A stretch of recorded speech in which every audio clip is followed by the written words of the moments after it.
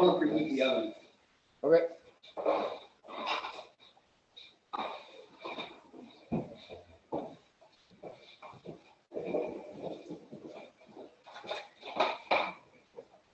When I start the recording, that's usually when I start.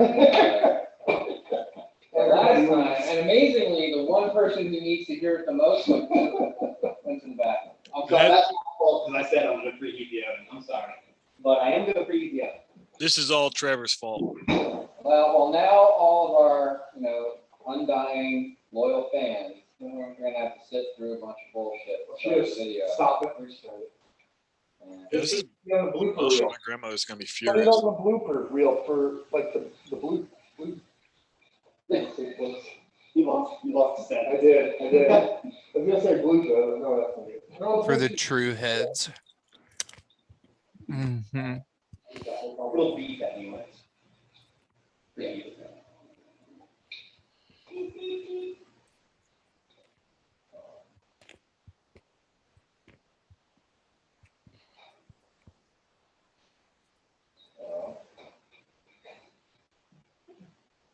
Record this session's being. It is, that's true. I did the break, I apologize.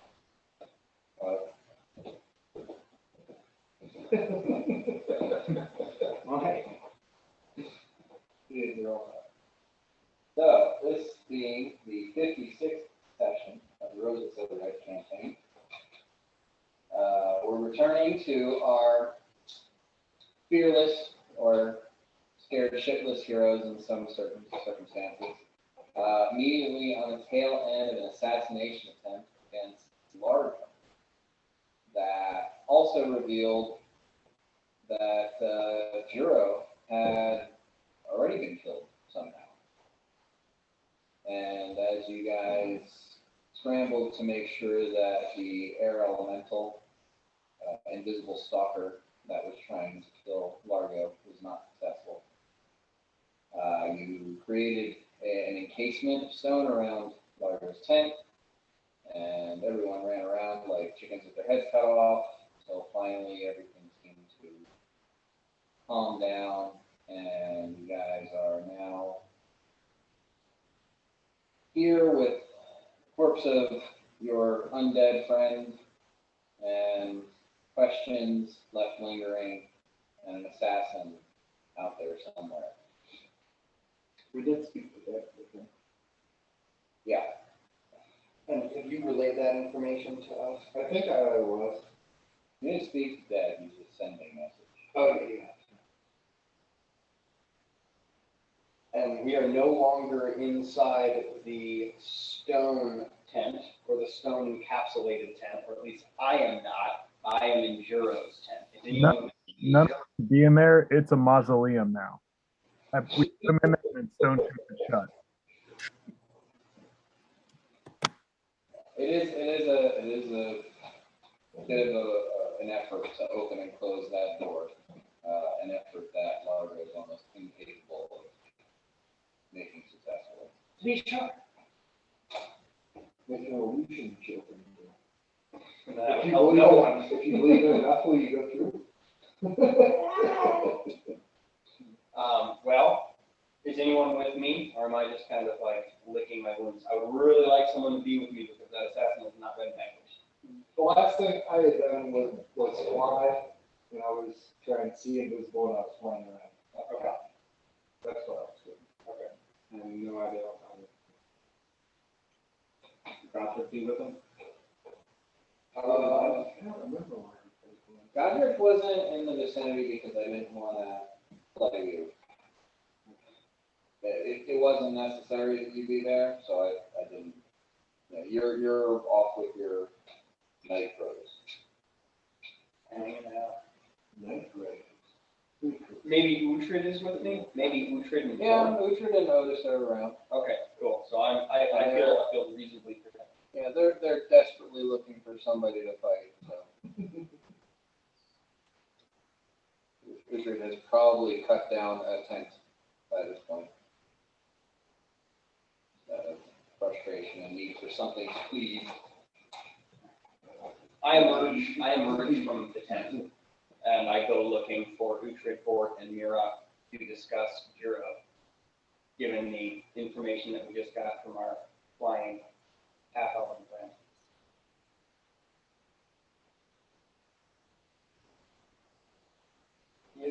How did he die? He didn't seem to be able to die before, and now he's dead.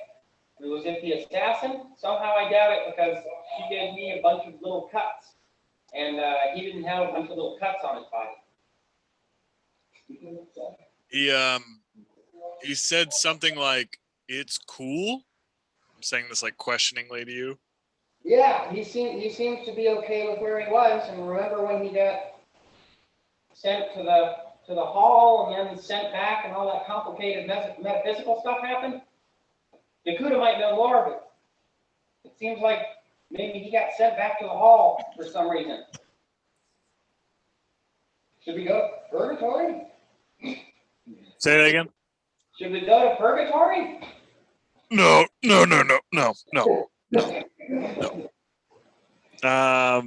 Let's see.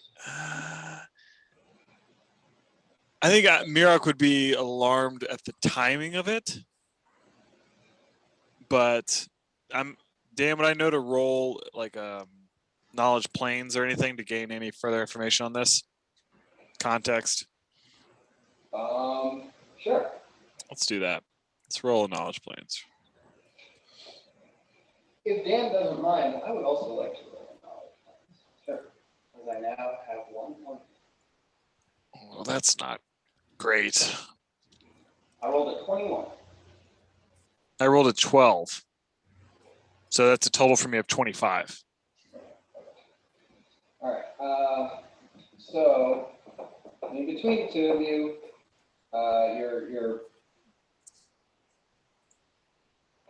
the psychopomps are very dedicated to the idea that the dead need to transition into the afterlife. It's their reason for existence, and given some of the stories and legends about specifically Valkyrie being prideful warriors, the idea that Juro followed her into the afterlife and then he said, "Nah, this isn't good enough," and went back to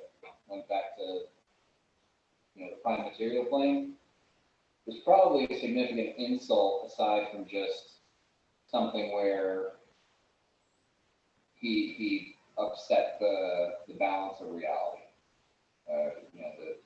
The transition from life to death.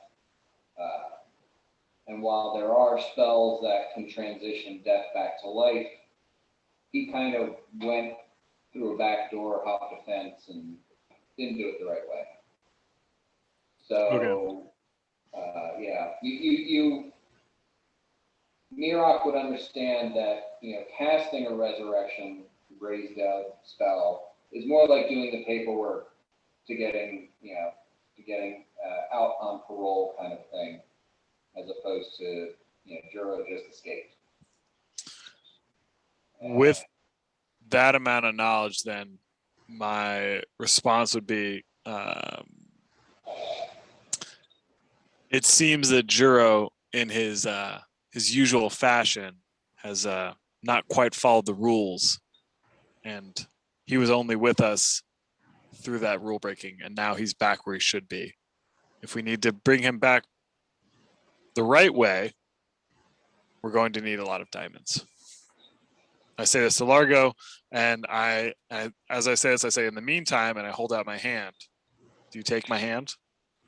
I will always take your hand. Great. I lifelink to you, and I explained to you that you will be permanently lifelink to me, no matter what, and that we need to find you security.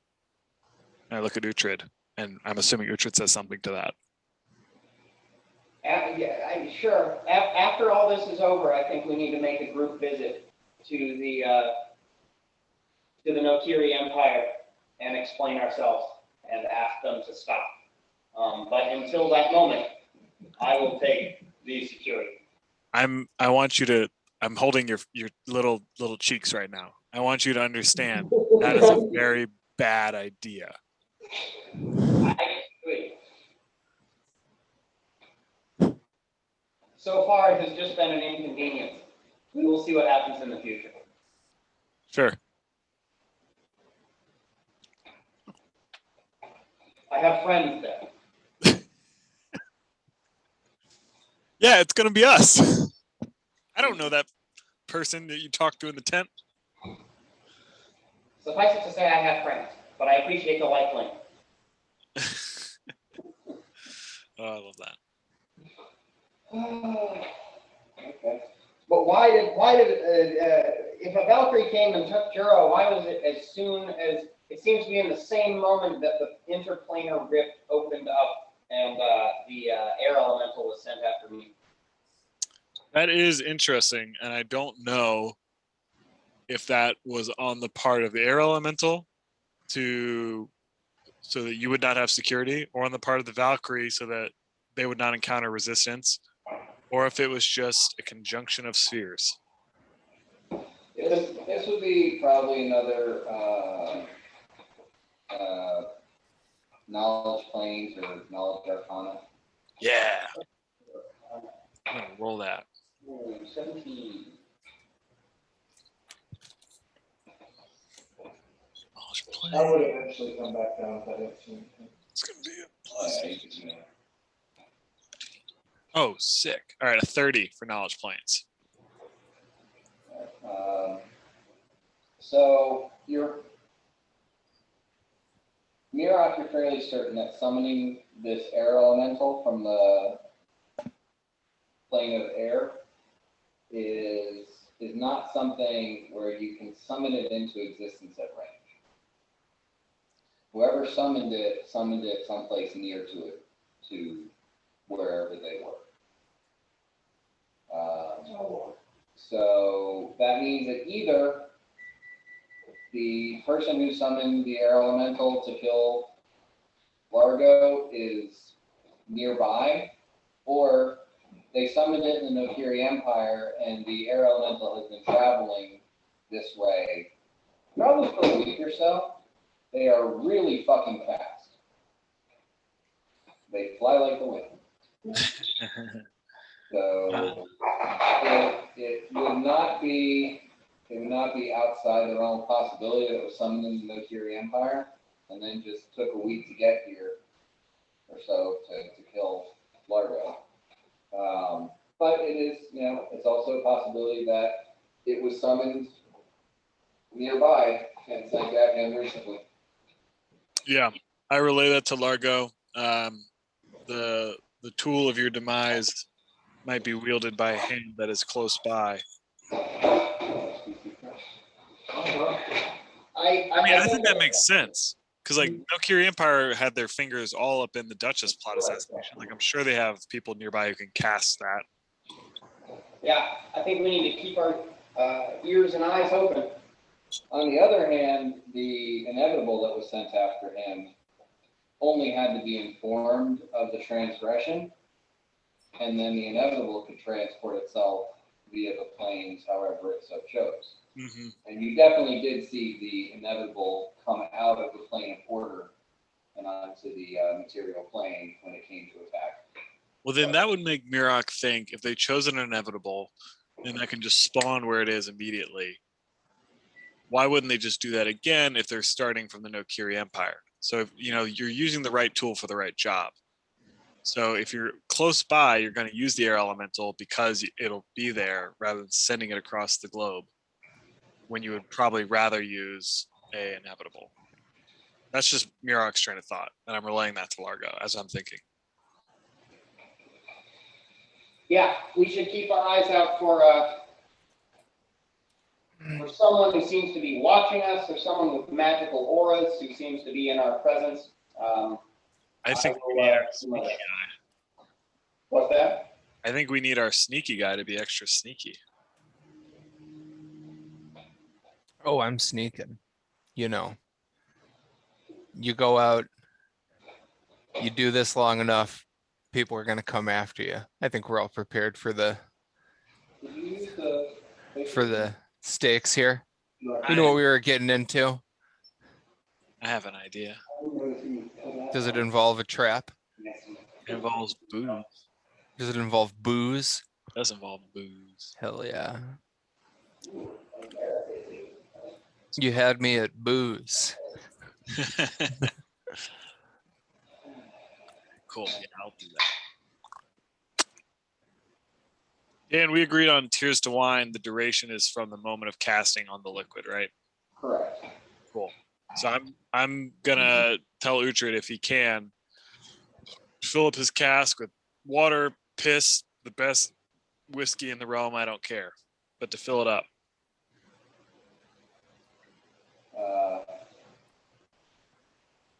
He has made arrangements that there is always ale available for him here at the camp. It's not great, but It's not gonna get better. it's warm and it's flat and it's, you know, barely has a taste and it barely has any alcohol. But Cool.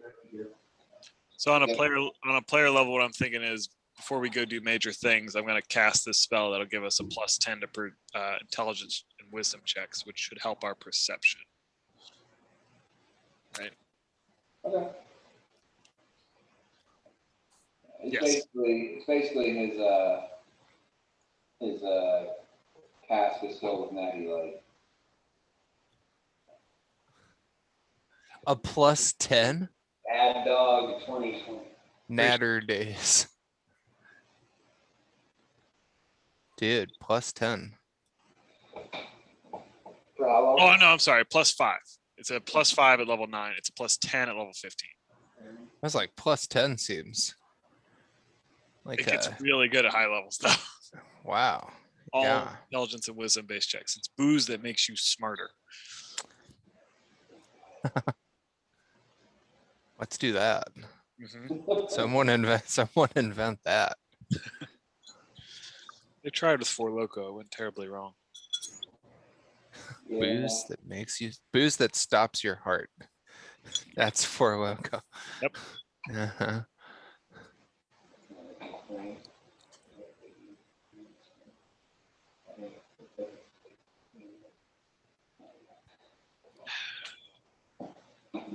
Okay, so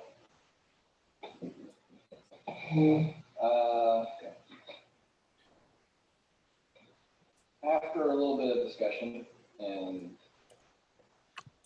deliberation over, so what is your plan for Largo's safety? Uhtred is going to play bodyguard instead of Juro, Yes.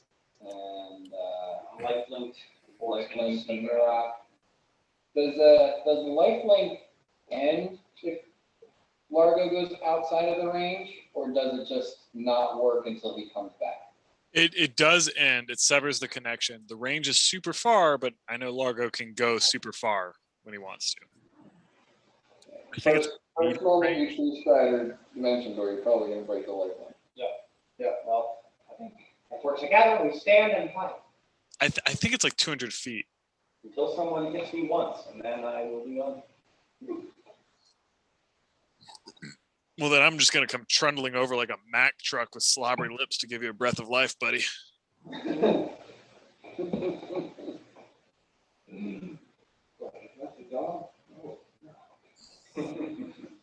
All right. Well, as you guys are deliberating, a lower-ranking member of the Hylian army, something akin to a lieutenant, runs up to Yanni and says, "Marshal, there's something I think you should see."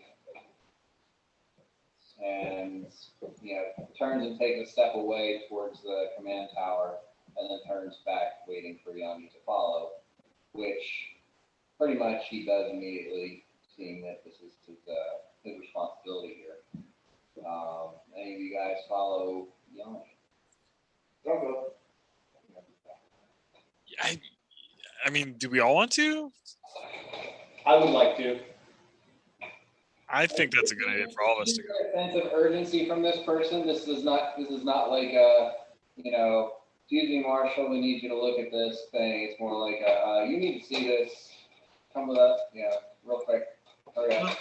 Yeah, maybe just a Kuda then. Good save. Maybe just Takuda then, because if Largo goes, Uhtred goes, and Ahamkar.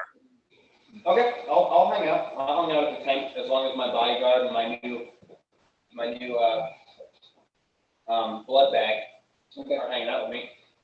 That's me. So, Takuda, you follow Yanni and this lieutenant to the command tower, and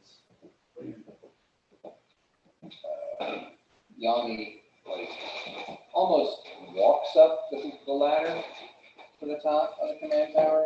Oh, yeah. And looks out across the field as the lieutenant says, he's crossing the field. He's about halfway across right now. And Yanni goes up there and looks out. And are you following him up there? Yeah, I think the flight I had done was the overland, so I'm just floating all over the So you place. just fly up next to him. And he looks out across the field. Give me your check. 32. Okay, you and Yanni both see out basically in the middle of no man's land, a goblin standing in the middle of the field waving a white flag. Oh,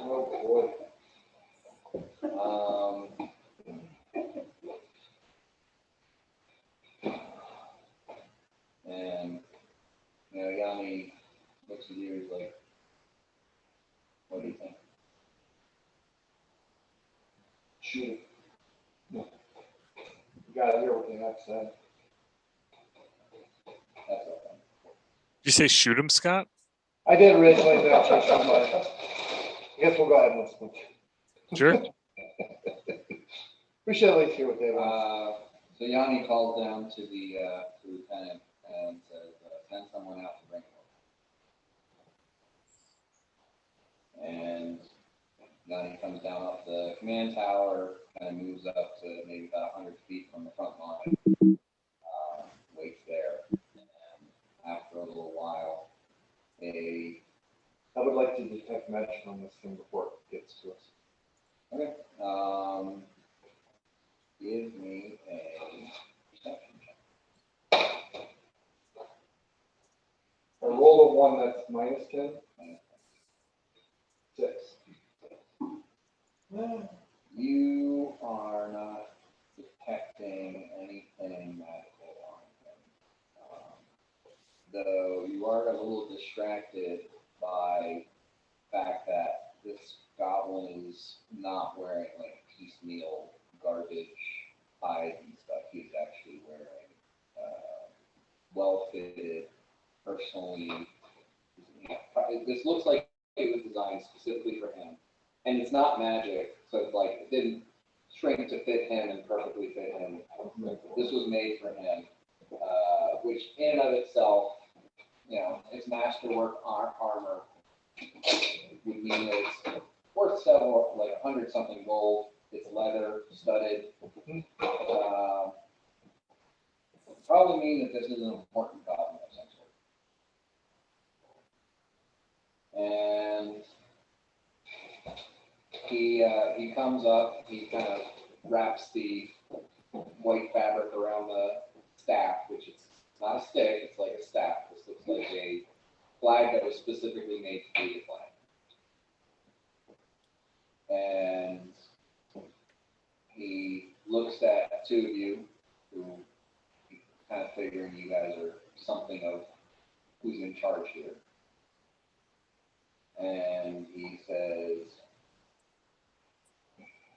who am I talking to? I'm Dakota. You are? No, he also is right. I'm 93 now. I'm the marshal, overseeing the side of it.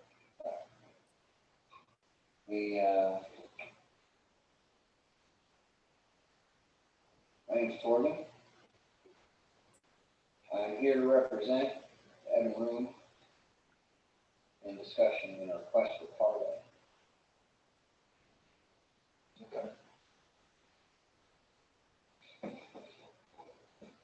My master wanted me to convey the following terms.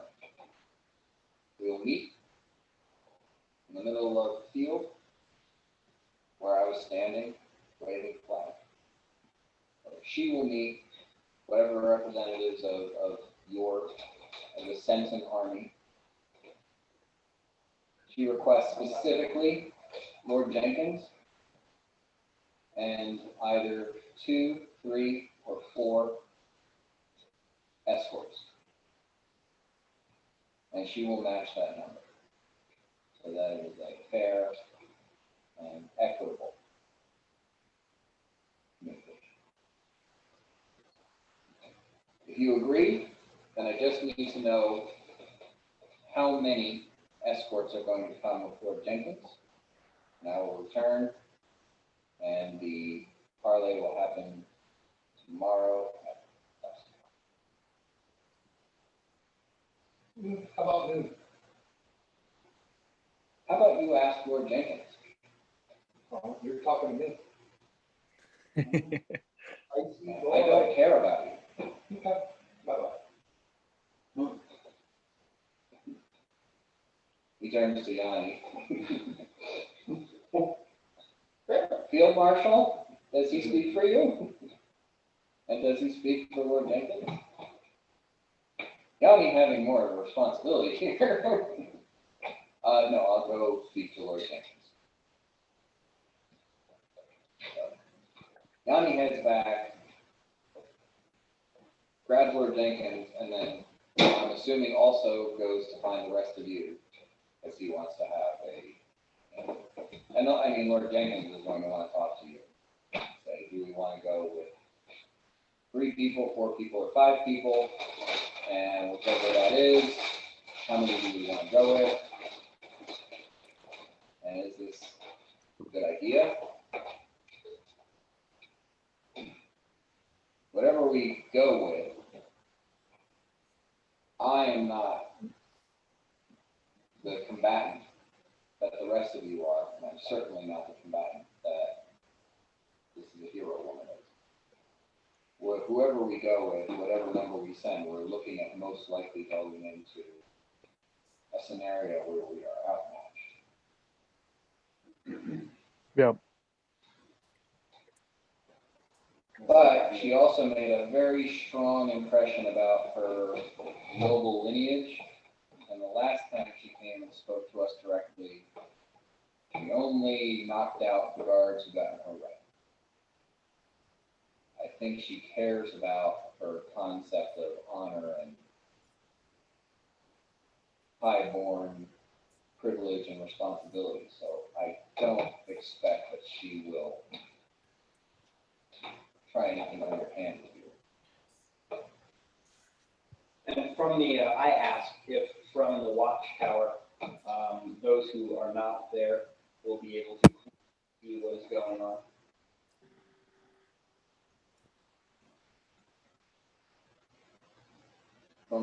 And Yanni actually picks up and says, usually in cases like this, a tent is set up for discussion.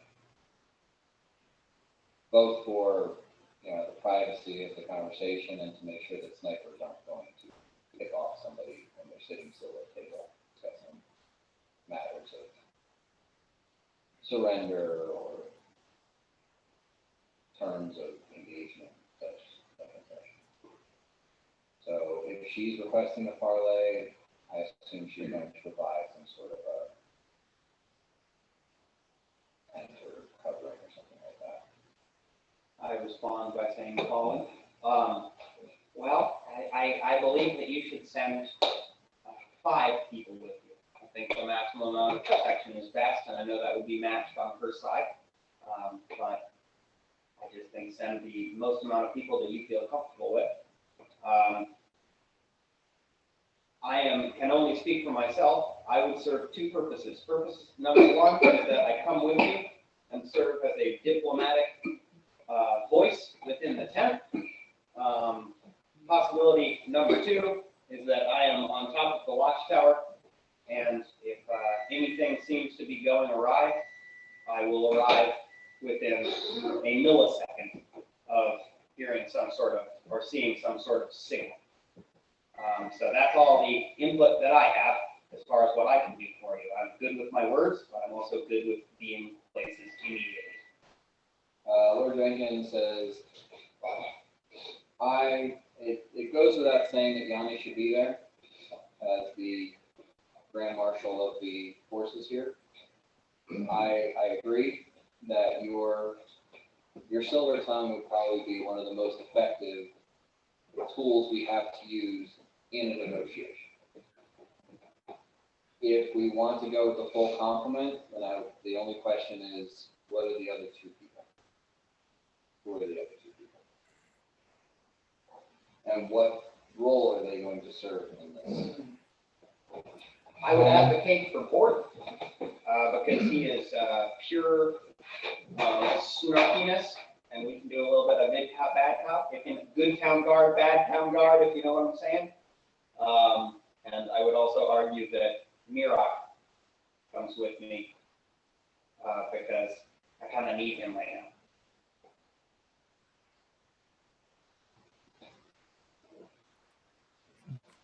As interesting as a pretentious goblin is to me, I've always wanted to meet one. I don't know if I'm your guy. I feel like Dakuta is. I might, I've got hoof and mouth, foot and mouth here. I've been in the trenches with the fellas for a long time. I'm pretty salty. I'm probably gonna, in a diplomatic situation, I don't want to piss off the dragon thing and end up kebabbed. Just saying. We're talking about who's gonna be there. I mean, what percentage of chance do we think that this could get violent? I don't trust him. Jenkins thinks it's slim, And, yeah. That it's not going to go south, that she's going to act in good faith and maintain the neutrality of a political parlay. Well, I mean, she did seem honorable-ish last time, but, I guess we just don't know what is on her mind until we hear it. But I don't like that they set the place and the time so much. I would prefer not be pulled out. Yeah. This seems weird. I think whoever stays behind should have some sort of ability to be able to be on the scene immediately if they can tell that something. Well, that's what I was planning. The only thing, if it did, the reason I asked about the violence, if it did get violent, I'm not going to be toe-to-toe with somebody right off the bat. I mean, I could get away maybe, but. It's true. And you can fly. Right. Okay, Portson. No, I'd like to be there. But. I don't got to take a lot of convincing. Who? Yeah, well, Uhtred, offers, and basically, I don't know how these things go, but leaving is what you need. My action's always ready. I tried. So how many people do we have? Situation. We're taking 5+ chickens? I think we're taking 4 4+ chickens. So we're saying, for sure, you and Yanni. and Yanni, and then just 2 more. I would love it if Mirok was there, simply because if something does go down and I do have to stand toe-to-toe to somebody, I will not be taken out of the game. Granted, I'm no slouch as far as fortitude goes, but I am slouch as far as I'm easily hit. What, when you're using the message, is the message where I can send a message and get one back? Yeah. Message is you can, connect yourself to somebody and it lasts a certain period of time. Yeah, I can be messaging people in the tent, and if something goes bad, they could reply to me, and I could But I think that might be out of your range. If you're still on this side of the How line. far is it? Well, the no man's land is almost half a mile. Oh, What are we thinking so far? Sorry, I had to step away. You could be in the air. How long does fly last for you? It could last practically all day. Wonder if, I don't know, if they like do an arcane, arcane eye, I don't think I can hear streets. Yeah, I mean, I'm totally up for being there. Mira, we're thinking myself, Yanni, Bort, and you. So we're gonna leave Godric and we're leaving Dakuda. Couldn't they just platinum disc in if shit goes sideways? We don't have any, I don't think. I mean, we have money. Oh, that's true, I can fabricate it, right? Yeah, we can always make them if we have the money. So that's my thought. Is like, oh, if you're gonna bamboozle us, we'll bamboozle you right back. Well, actually, teleport, without that, I can take. yeah, I can take a couple. if half of you are already there, Yeah, I can take 3 people with me in a teleport without discs. Okay. I mean, I think that's cool. I think also if shit goes pear-shaped, Largo dimensioning, dooring Jenkins out of there. Largo expresses that he would try a couple things before that to see if he could somehow remain at the fight. But yeah, last resort, he could certainly dimension door out of it. Yeah, I think it might make more sense for Dakuda to be in the parlay than Bort, honestly. I mean, I'm not going to intimidate a dragon. Like, it's just not going to happen. Like the good cop, bad cop scenario. Like, I'm scary to a wuss, but not to like a dragon is scared. A dragon will scare me. Like I don't have shit. And in terms of like, and I'm dumb. Like Dakuda is this smart. There's not enough magic booze out of Mirok's like hooch pocket to make me an asset in a bargaining situation. I feel like, yeah, I don't know. Dakuda cast fly on me and let Bort, be mosquitoing around. I agree with you on most of those counts, except for one very important detail. I think you are actually one of the chieftains of the clans that she claims to be commanding. Oh, that's true. Daryl's still here, isn't he? Darrow! Daryl will be one of the 4. Yeah. Hell yeah, Daryl. Well, as chieftain, I'm back in, boys. I don't know how that will be useful necessarily, but it might come in handy. I mean, as far as having diplomatic clout, it counts. It's like a title. I'm a orcish noble. Seat at the table, baby. That's what Bort's been waiting for. Get me in the seat. Me and the king, man. We're all gonna be like this. Orcish noble, liege lord of the land. Bort's back. I mean, it could just be a technicality. I don't know. I'm just saying when it comes to why Bort should or shouldn't be there, that is something worth considering. So if things do go south, what kind of what can be done with people there? Yeah, that's a good question. I think I'm going to be lifelink to everyone. I don't know what Largo can do, but that would be my main role. Board, I think vanishing and just ganking dudes. It's true. I will be creating extreme fire effects. Extreme whirlwinds of magic. Yeah. We got Uhtred coming, so we know what he's doing. Utra's not coming. We Oh, don't Uhtred's got not Uhtred I coming. misunderstood then. So Largo, Bort, Mirok, Yanni. Yanni. Okay, punching. I think on the other end, if Dakuda and Godric can teleport in, Godric summons Ravager. We immediately tip the numbers in our favor. That's all I got. You could pour it in with Godric, Uhtred, and Otis, right? Mhm. Hey, That's all. I just don't know how many like NPCs you want to run down. Well, we're just talking about if things go south. If the things go south, we could all get there that way. As long as I have some way to communicate with y'all in the tent. Yeah, let me see. Yeah, that would be the only Message, hang up is how do yeah, how do message we is warn only, Dakuda that we need assistance? He could scry me.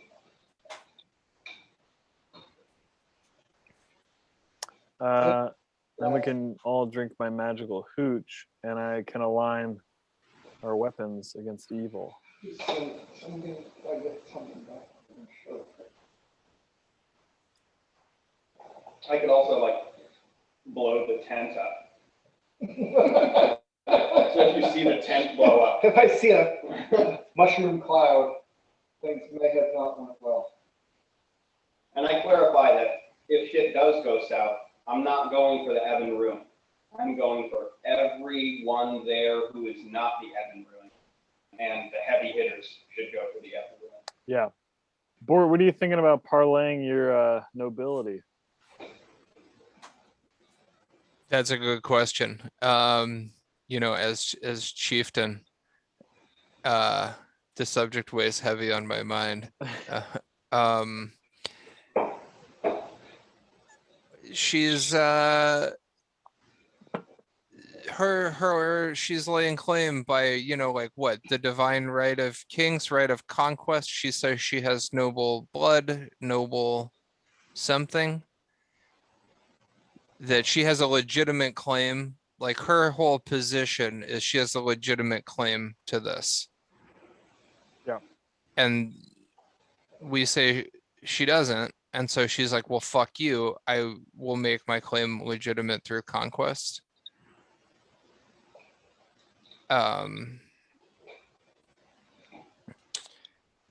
You know, Bort, in like what, a fealty, like liege, like a vassal system, she's as strong as the people that support her. Am I to understand she's like, I'm a king and I have these lords that are orc chieftains, and I derive my power or my ability to field an army through my vassals. And as one of those, you know, the chieftain of a clan that was a supporter of her, I say, well, no, you don't. I have no confidence in you as a. I deny the legitimacy of your claim. I say, nay, thumbs down. I move for a vote of no confidence against Chancellor Valorum. There it is. That's the one. If anybody wants to give me an intelligence check to see if they can remember exactly what her claim was. Drink the hooch first. 31.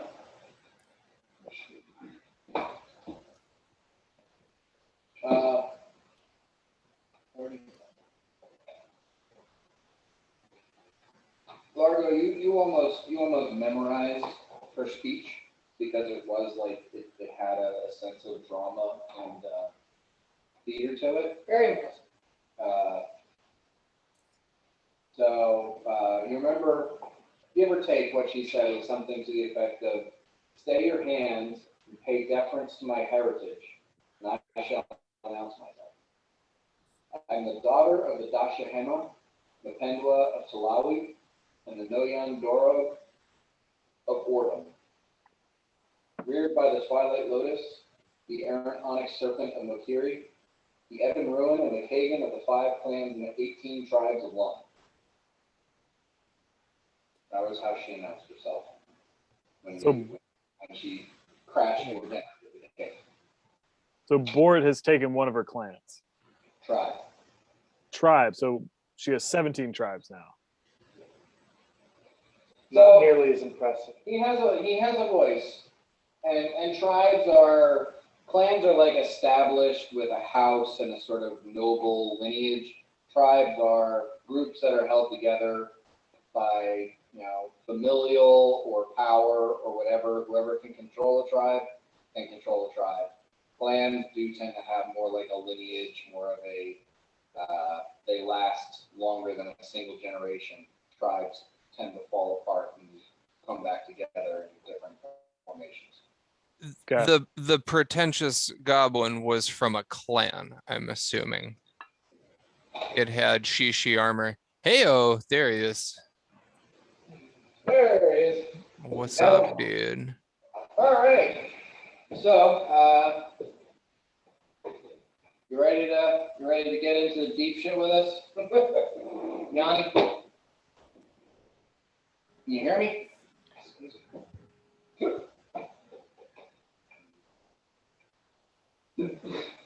You got us? Hello. Do one of these. Speak friend and enter. Knock 3 times and ask for Iggy. Maybe it's a recording check.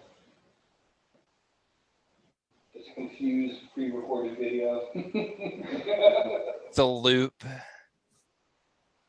Can he see us? Can you see us? Jacob? Something on a piece of paper and hold it up.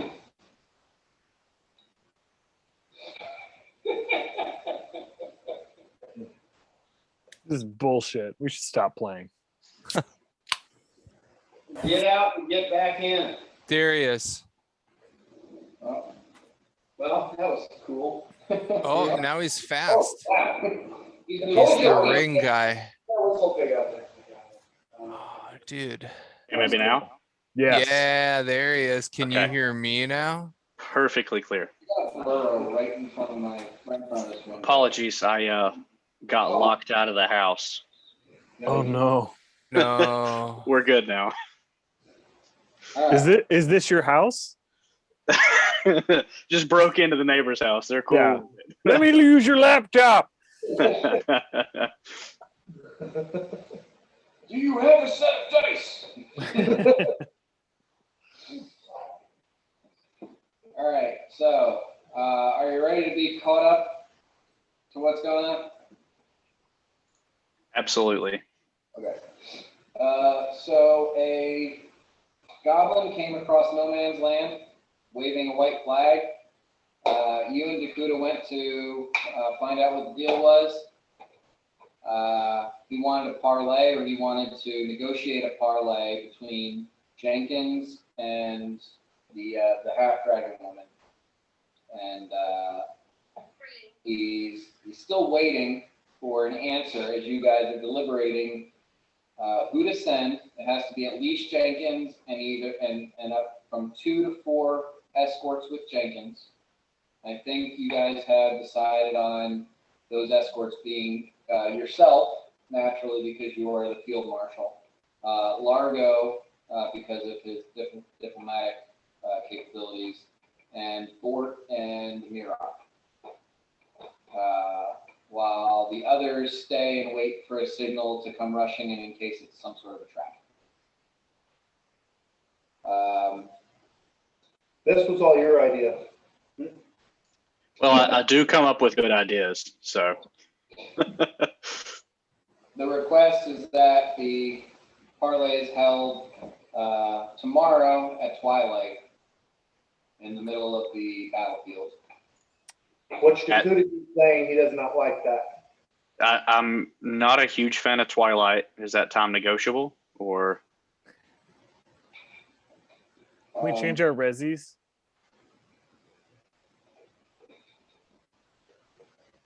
Even if it's an hour before or something. Yeah. But I just speak up and then shut up. Dan, what day would that be? That would The be 59. The 58. Ooh, lordy, lordy. What was the something? I thought it was the 57th. that'll be the 54th. Today's the 53rd. Today's 53rd. Okay. It's coming, it's my birthday week. Okay. Not the 61st, correct? Correct. Okay. That's the one I'm looking out for. Just the day after my birthday. We gotta live that long before we celebrate, Largo. What's the 61st? I forget. I believe that is the day of deception, if memory serves.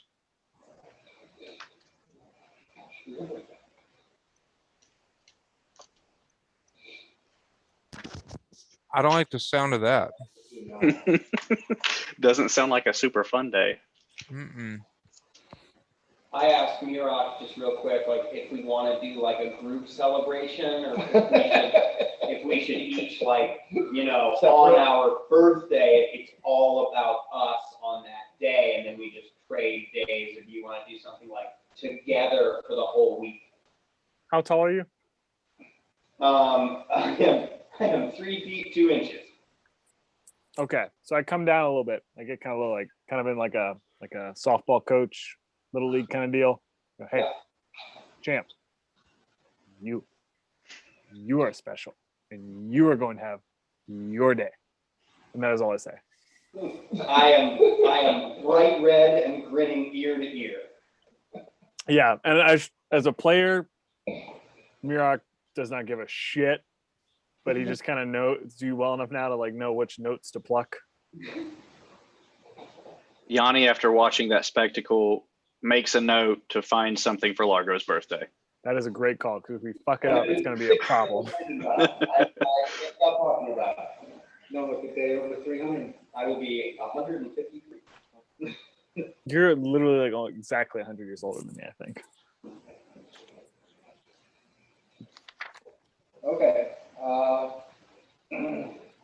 So Lord Jenkins, like I feel it's my responsibility to do this, but I do defer to the greater experience and wisdom that the roses have to offer. So I will say, as I said, it only makes sense that Field Marshal Fremont and Largo accompany me to this, but that's for whoever else. I defer to those of you who have more experience and this individual. Largo, a thought just came to me. Do you think you could make our enemies believe that you are Lord Jenkins to keep him from danger?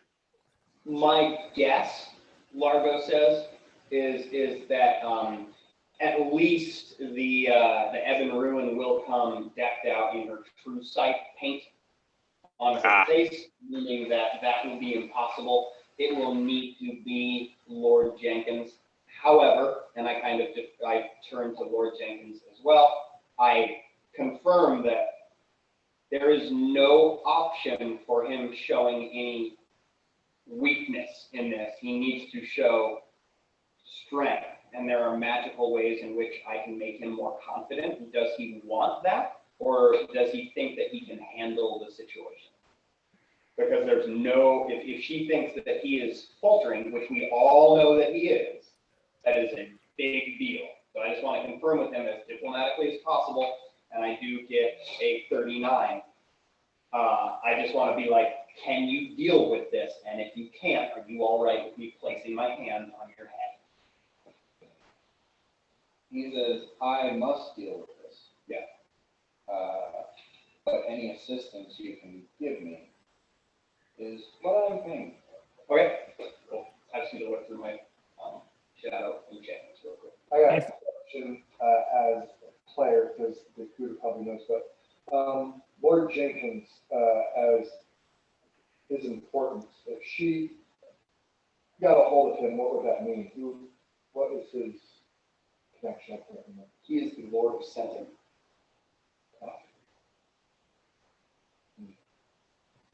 Nobility, he's in command of this entire operation. We had that Bernie him with an illusion. And I've misspoke this several times, but he is the cousin of Lord Gabbard. He was the brother of Lord Denrock. Okay. But their twins, so he is genetically a brother to Lord Dapper. Okay. They're all very close. Some And yeah, the seat of power of Sen is actually a count, but he has not taken that title yet.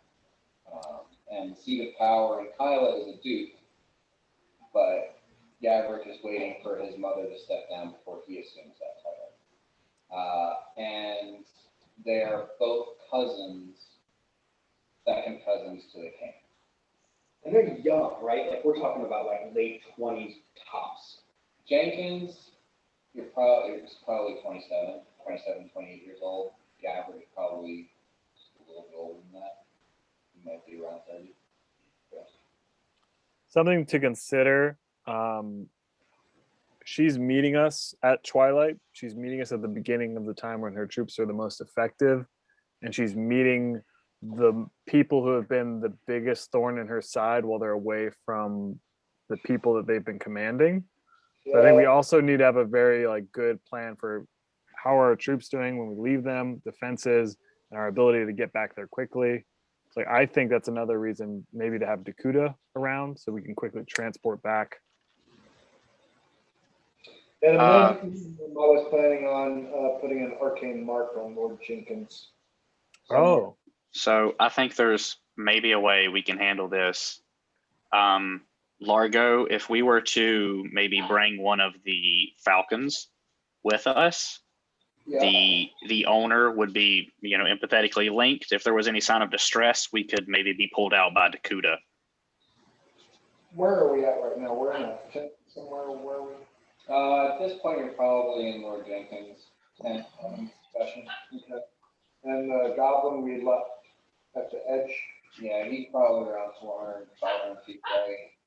In the middle of this discussion, I would like to go off to the corner, cast see invisibility, check this out, and then go out the tent and look around.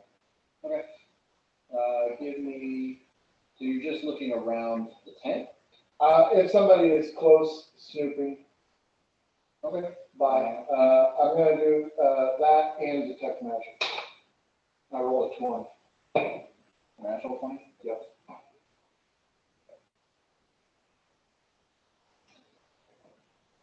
Nobody you see snooping around. Makes me feel a little better. I mean, and you can kind of see, because he's standing out in the open at the end of this, path that leads basically from Jenkins' tent to the command tower. You can see him standing there, kind of looking around. Pretty confident, pretty, capable for a goblin. Figure he must be some importance on their side.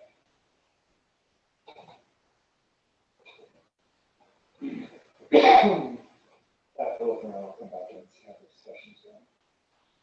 So is it Dakuta or Bort? Would Bort be coming as a known entity, or would he be boarding his way sneakily about?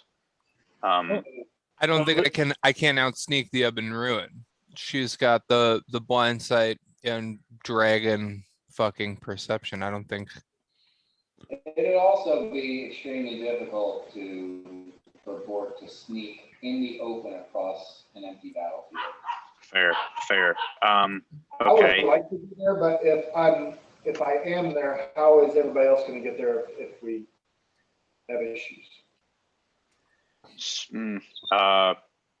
Dakuta, are you capable of teleporting us back if you're not with us? Do you need to be with us to bring us back? I don't know how that would work. Can I teleport somebody who's far away from me to me? Maybe teleport out. I have to be touching somebody to teleport. I wasn't sure if you could, you could scry on one of us to know our location or anything like that. well, I mean, I was planning on putting an arcane mark on Lord Jenkins. couldn't he, he can teleport in with the heavy hitters, Godric, Uhtred, etc. And then if we need to get back, if he has platinum discs already made, he can then teleport the party back. Yeah, I like that. I think we Because he can come to us with the things he needs to get us back if that needs to happen. Yeah. Or he could come to us, and if it's like, yo, if you're teleporting and you're with the army, with regular army at the, the truce line or what have you, and it's like, all right, we're going, and the fucking army comes out to meet us. Well, that was kind of my thought on the empathetic, like bringing a falcon with the link. Any sign of distress, army comes. Dakuta teleports to us, bringing heavy hitters, and we ride or die this thing.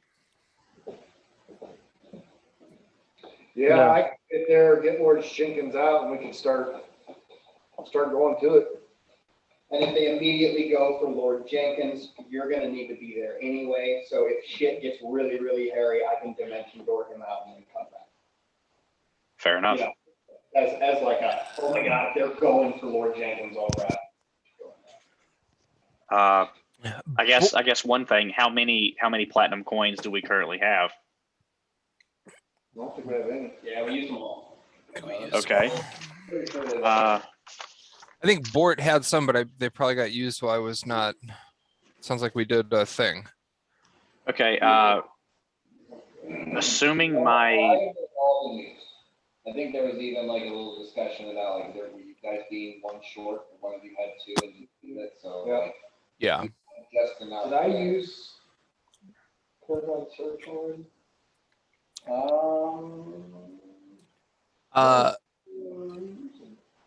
Bort kind of leans in to Jenkins and says, chieftain to chieftain, there are no like acceptable terms other than the Ebon Ruins surrender that you would accept as, an emissary of the king.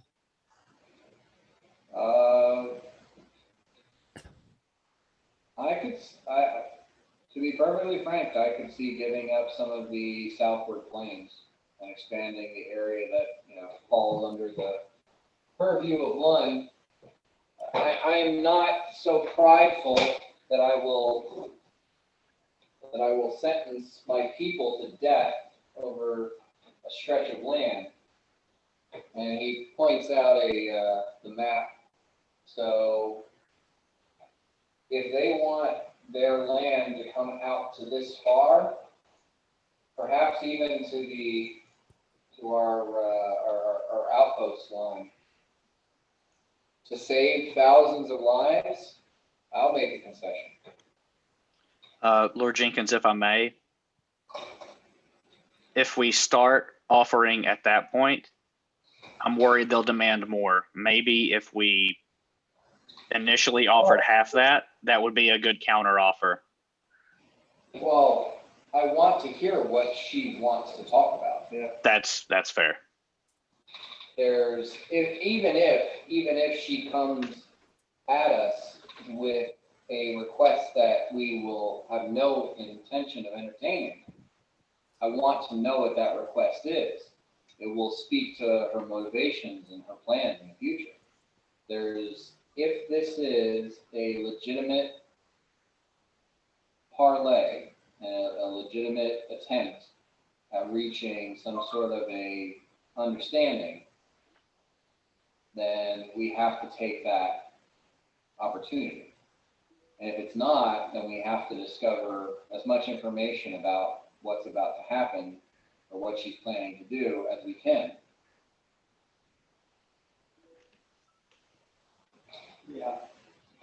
Yeah. Hey, that's why you're in charge, man. I know what it feels like. I give him the old 2 orc claw thumbs up. Agreed. Yanni looks at Dakuta, asks Dakuta how much money he needs for our escape route, or Platinum per, I think. 5 per?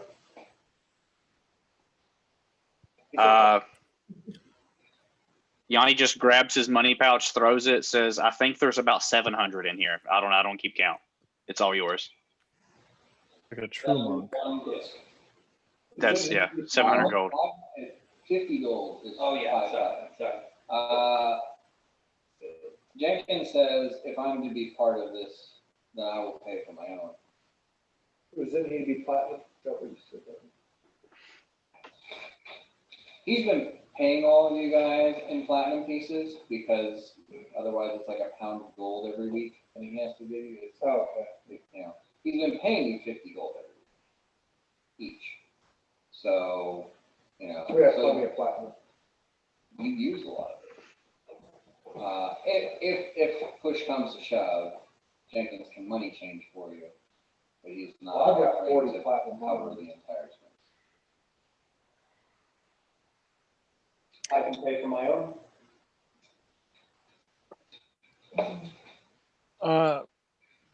Dan, where are the, I see this map. Where are the current encampments right now on this map?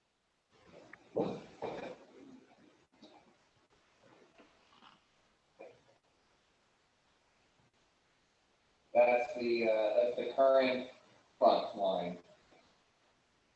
And your encampment is on this side, and the Evan Ruins is on the other side.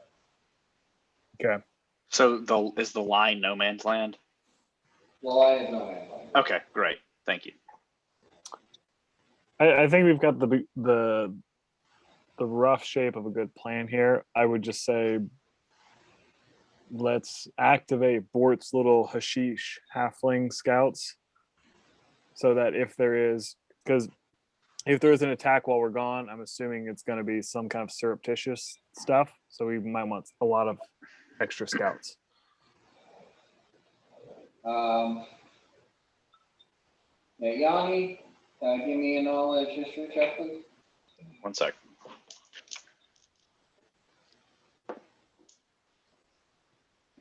Not awesome. That is a okay, well, not terrible, sorry, 23. Okay, you would be cautious about, you don't want to send anybody else out into the battlefield. If you guys are spotted doing some sort of aggressive actions, then it could sour any sort of effort whatsoever. Right, totally nulls the parlay. Yeah, so it just depends. Yeah, you could send some halflings out to do something, but if they're out in the middle of the battlefield and they're spotted, then it's going to be seen as an aggressive act on a moment. So, I'm not really proposing that because I'm assuming she's not going to meet us in the middle of a battlefield and then charge us in the middle of a battlefield. I'm assuming she's going to, if she does anything, it would be on the sides, on the flanks, maybe in the rear. I don't know. So I'm more proposing like behind lines, a height sentry. I think logistically they would never be able to get there in time and relay anything back that was of any use to us before it had already happened. I don't know. That's just my 2 cents. And really, I think there's a good point there if we stick with the parlay, we ensure she's not going to do anything outside of that. If she breaks it, whatever, we have reasons to attack. But if we break it, okay, yeah, we could end up in a bad situation. This is lawful monk just saying we're only as good as our word. This is the nature of the parlay. You got to pretend the other person's going to act in good faith and prepare for them not to. So we should just go in trusting they're acting in good faith, but keep an ever vigilant eye for anything outside of that. Yeah, just we got to be prepared to kick some ass. Well, Bort, you're my guy there. All you right. do shady shit. Look for shady shit. Hey, I got a lot of responsibility now. I can relate to your position as marshal. It's a leadership thing. I get it. Chief to chief. Chief to chief. I got to make sure Daryl's getting his lunch. Yeah. Daryl, get some of that good Muroc hooch. Mm-hmm. I don't know where Daryl's at right now. What kind of chieftain are you? Daryl's a one-man army. Just let him Dude. do his thing. Exactly. Daryl looks out for himself, man. It's midday. Daryl, being a full-blooded orc, is probably sleeping. Hell yeah. I'm gonna Sleeping. hang on if you want. He's at the halfling smoke out. I think we've got a plan. Albeit not a fully thought out one, but hey, we need room to improvise, right? We have never had a fully thought out plan. So we're being consistent. Okay. Largo, one more quick question. Is Largo present? He's in the bathroom. He's Yeah. going twinkle. Okay. Assuming Largo can hear me. Giving Lord Jenkins and party any sort of morale boost or courage, anything like that, does Largo think that the enemy would be privy to this magic? Because I'm thinking that would lose its pizzazz if it's seen. Well, ask your question again. Largo is back with us. Fair enough. Okay.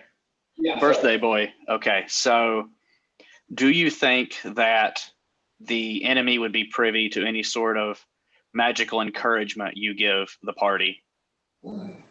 Yes, but also, as Largo was relieving himself, he thought of another possibility. We should acknowledge the possibility of a anti-magic field in and around the tent. Okay. And if they are comfortable with entering that anti-magic field, so should we be comfortable with entering that anti-magic field. And I would,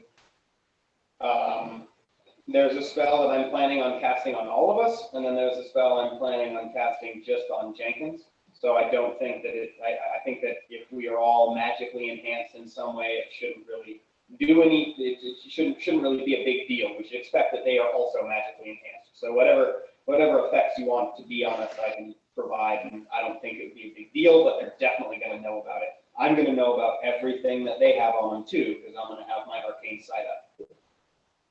I mean, you would assume that so long as all of it was benevolent towards yourself and not aggressive or offensive towards the other party, no one should be upset about you guys wearing a bulletproof vest.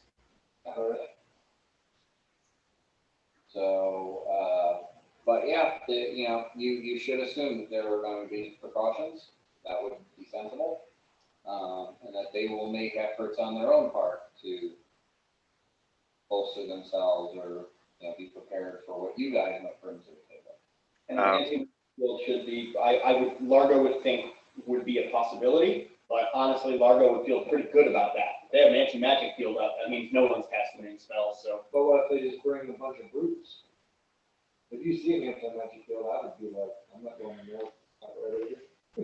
But I mean. Well, Yeah, if opposition of their group. worst comes to worst, if there is a line of brutes between getting Lord Jenkins out, I will stand in tow.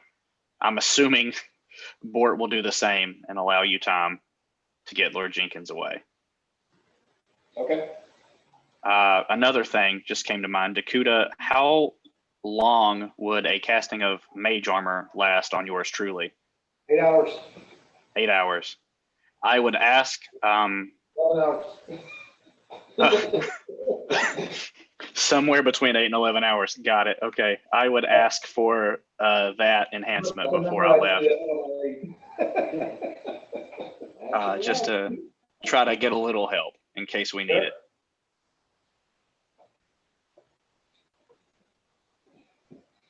For sure. What about the time? I don't love the time, but I think that's just a risk we're going to have to take. Bort, you can see better in the dark than me, so you're going to be on lookout duty. Oh, On a swivel. She doesn't have control over everything. I'd say if you want to do it, let's do it an hour before twilight. It's just feels too weird doing it right before dark. Is the goblin emissary here? whoever brought the message of parlay. Let's try to negotiate. Let's see if he has any power to change the time. Okay, let's go talk to him. His name's Torvin. Torvin? Okay. Torgin. Torgin. Okay. Torgin. Got it. Largo, I would ask that you step in here, Yes. given your silver tongue. Well, I rolled like complete shit with a 27 diplomacy. I say, my friend, will you lend your ear to any sort of negotiation on the time of the parlay? Or is that within your power to discuss? Or would you have to relay our request for an hour before twilight to your liege board?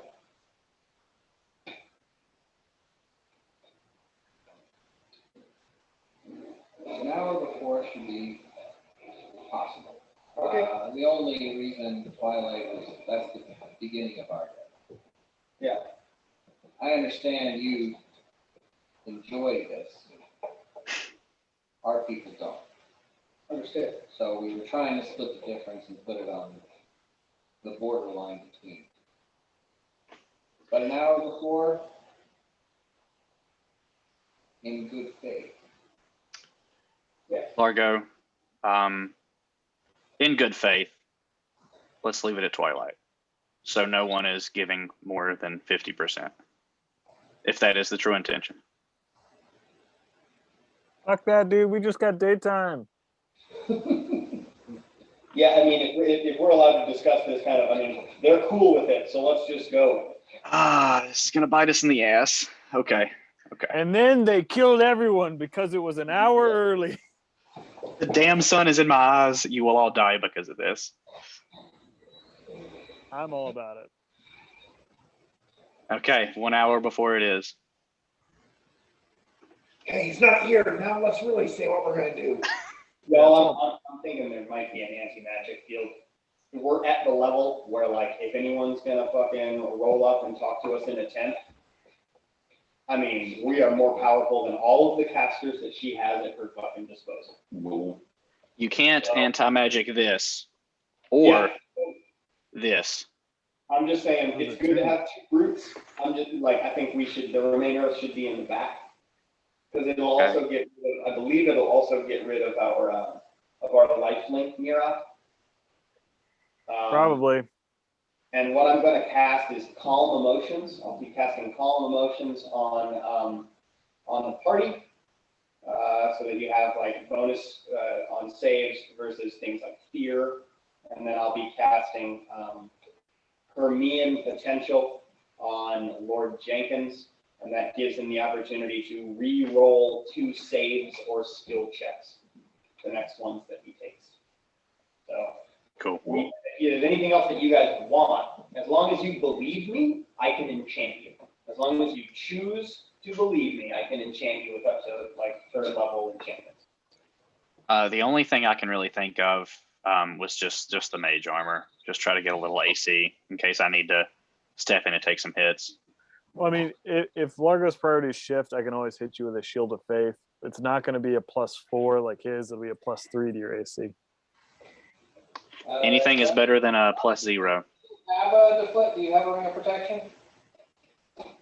I'm sorry, could you repeat that, Dan?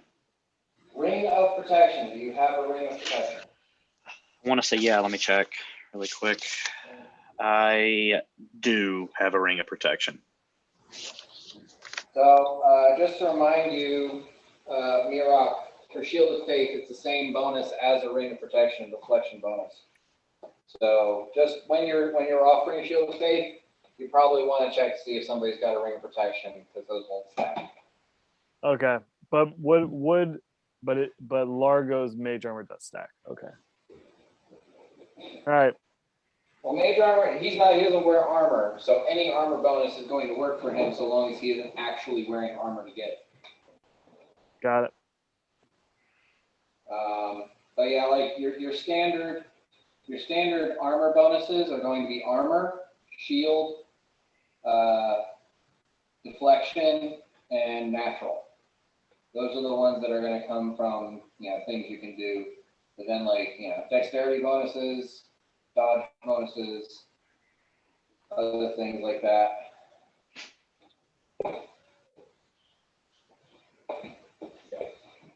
But Largo doesn't have a ring protection. That is correct. So that would work on Largo. So that would kind of be a waste on Largo, since it Yeah. only put his armor from a 10 to a 13. Yeah, there's no AC bonuses ever worthwhile on me, especially at our level. Fair enough. If you put a mage armor, shield, reflection bonus, you could have a respectable armor class. Um, We have to spend our resources. this could be a moot point. Did the emissary specifically say an X number of people? Was this included to just like bipedal? The emissary requested, he said that the hero would accept Jenkins plus 2, 3, or 4 people. And that was one of the things that he wanted to know from you guys. People. So what about maybe a dog? Oh, bring in Otis. Maybe a dog that can heal people. You could probably pull off one of the falcons, like you were saying, like if Bort had the falcon on his shoulder or something like that. Yeah, But bringing in an armored dog that, that's fair. You're fairly certain they know about you guys pretty well. They very well may understand that Otis is an awakened animal. Okay, And that Just- would count as another person. cool. When you say parlay, you're bringing out the pirate in me, trying to find any way to sneak around. Oh, no, absolutely. Find every advantage you can manage. I'm gonna go find, not Bellerophon. I'm gonna go find another Falcon whose falconer feels comfortable with allowing us to take. Like maybe Torn. Yes. Lauren, how you doing? Usually like waiting outside the tent for you. Can we borrow your Falcon as a kind of an emergency beacon to the rest of us if we go parlay with the Evan Ruin? She has granted us parlay, or rather requests it. Oh, to function as we've been.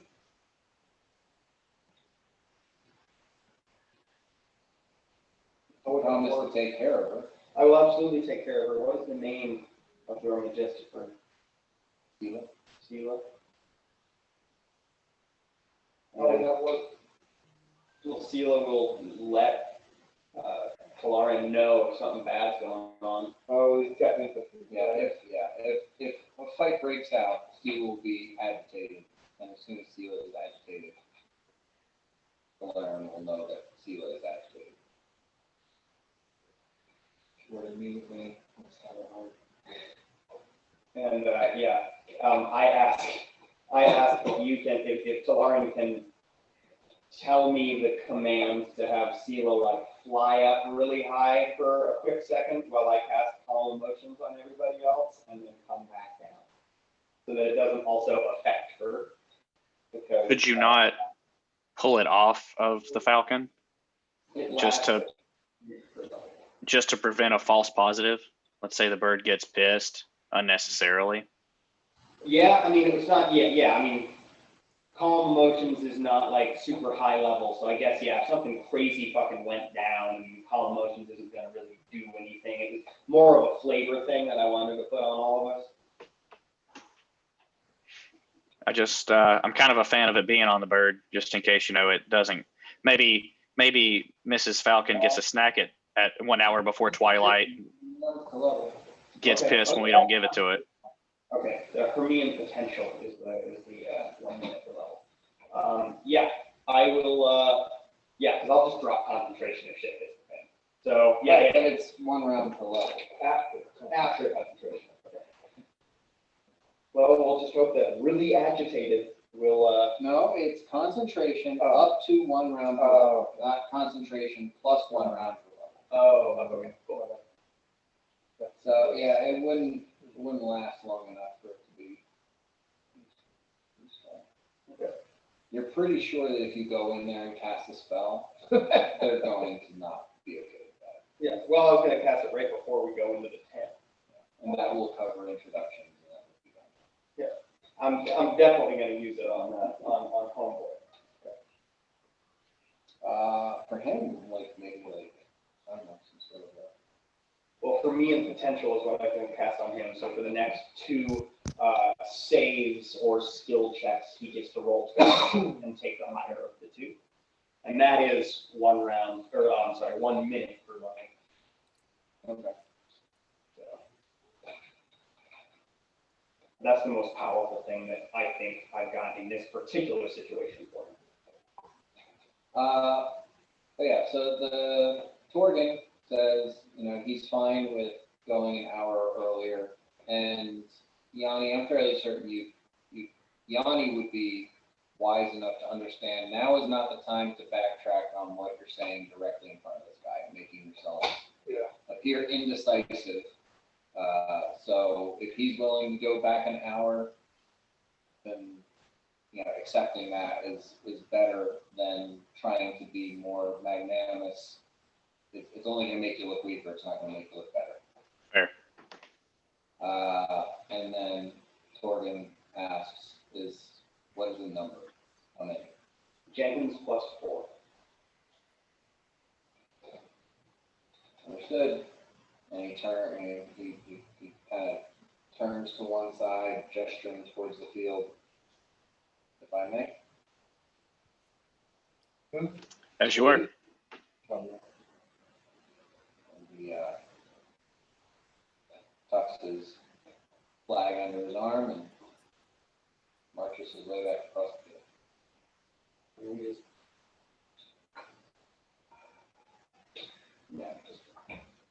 Where did you get a firearm?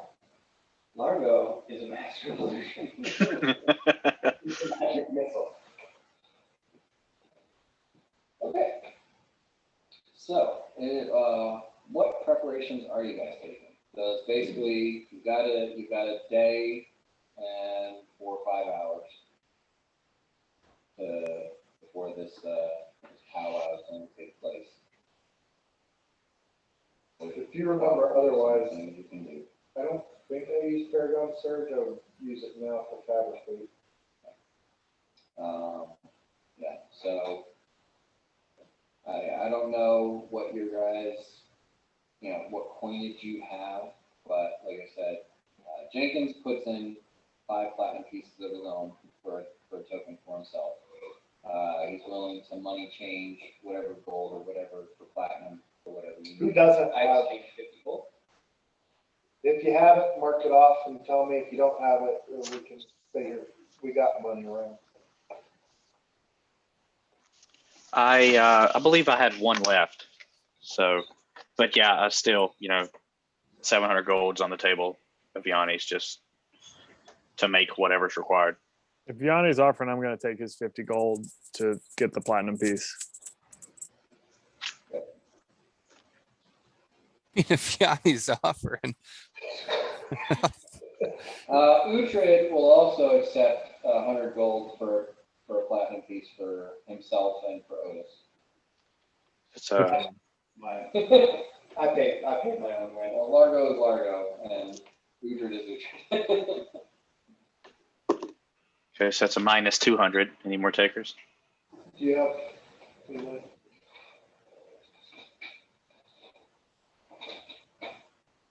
You guys have been getting paid every week. Yeah, you should. So please just mark off 50 gold. Alright, then down. Well, I wouldn't even worry about it because you probably haven't even added the money that you've been given. So, Right.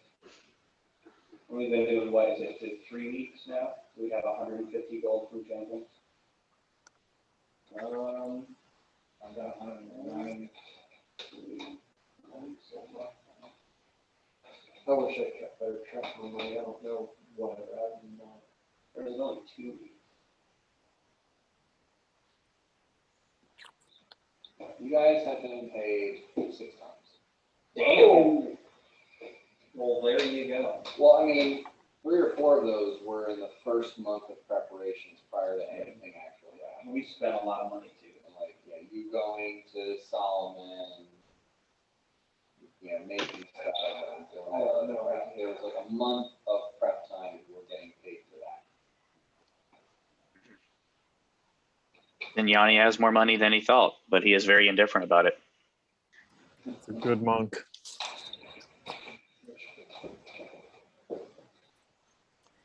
So, yeah, I would do that. And then also in my own time, definitely Lord Jenkins, but I had just thought about it.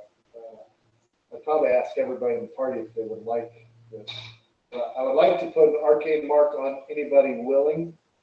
It'd be permanent, and it might make it you easier to find if ever you are gone, unless you prefer your privacy.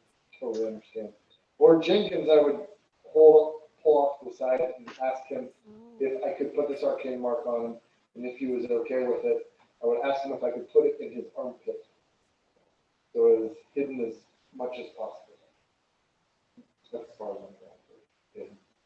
I'll probably get a little more hidden, but Yanni volunteers. If no one else will take it. Yeah, Largo is not down for the permanent. Okay. No, well, it's if arcane mark is placed on a living being, the effect gradually fades in about a month. Okay. That being said, Jenkins does like show you a signet ring, so if you want to put it on this, then no, I'm not going to put it on the body. Fine, I'll put it on. I mean, you can put it on the inside of the ring. Okay. Still hidden.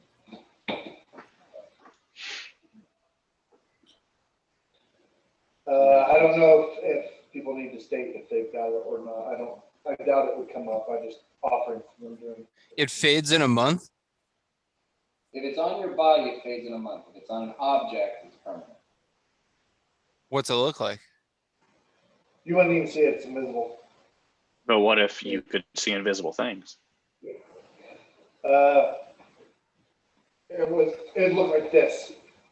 Oops, not my nipple.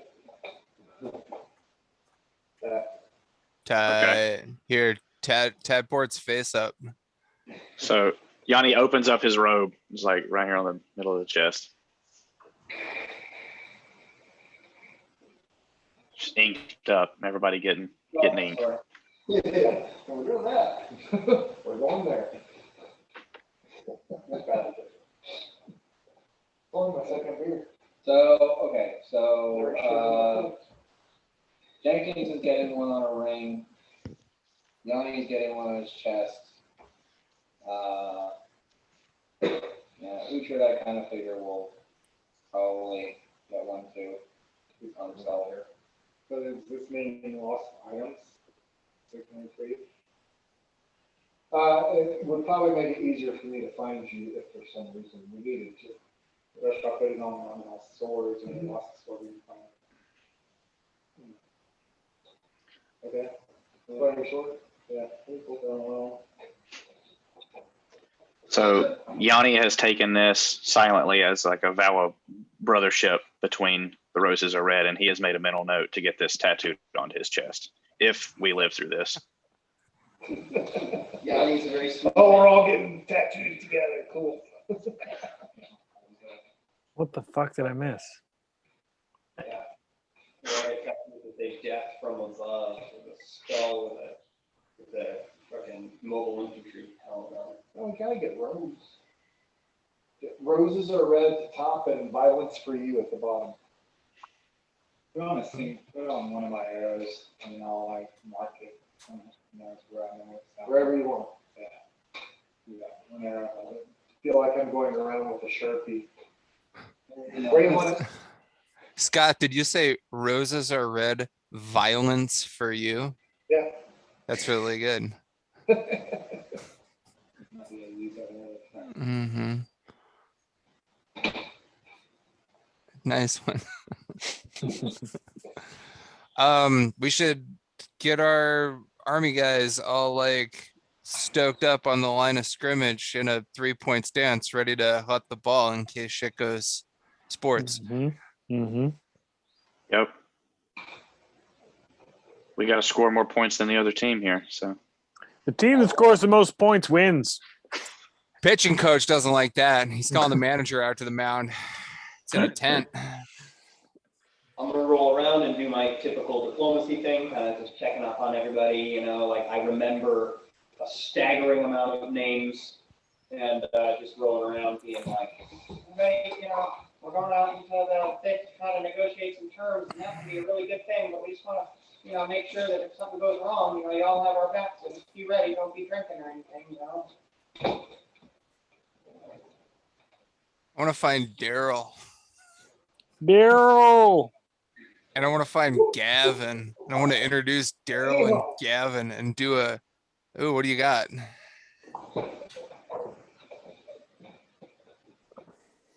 It is an 8-pack of minis. Oh, Yeah. wow. How do you like that? I bet you they're all Daryls. Hell yeah. Daryl Army. Maybe we'll get a chimera Ooh. or an alfeshni. Ooh. These are all things we're gonna have to fight, you guys. Damn it. That's why I told him, I said, you just get those boxes and whatever you get, that's what you put up against us, right? That's the set that I got the blue dragon from. So, if we get 2 blue dragons, we get like 2 blue dragons. Yeah. Lucky us. Chubu. we're on some great worms. All right. So, you have a plan. Is there anything else you're doing today before, the day begins tomorrow? Because actually, most of you have changed your sleep schedule to sleep during the day. So you were so Largo, you were woken up in the middle of your rest. Yeah. And you've only had like 3 or 4 hours of sleep. So I'm gonna go take the rest of my rest after I roll around a little bit to the front lines and make them feel good, but then I'm right back to the tent after about 40 minutes. Well, with all that's happened, you have to pretty much start. We won't be done until late. And then, for you guys, near twilight is going to be pretty late in the evening. Oh no, you're going to sleep again tomorrow, most likely. So for you, twilight is going to be pretty early in the morning. That's an hour before. Well, it's like just, I think actually, the first of Delmal is the winter solstice. Okay. So you guys are on the cusp of like the shortest days of the year. So the night is like 10, 12, or like 14, 16 hours long at this point. Days are very short. So I think since the meeting is creeping up on us pretty quick, Yanni's not going to rest until then. He's going to be in the command tower looking for any signs of weakness or anything within our lines, just trying to move people around where they need to be. Okay, give me a perception check and a knowledge history.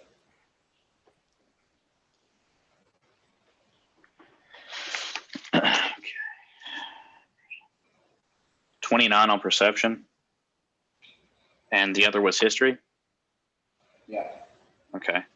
32 on history. You're not seeing any movement on the enemy lines, which it is like a good distance away.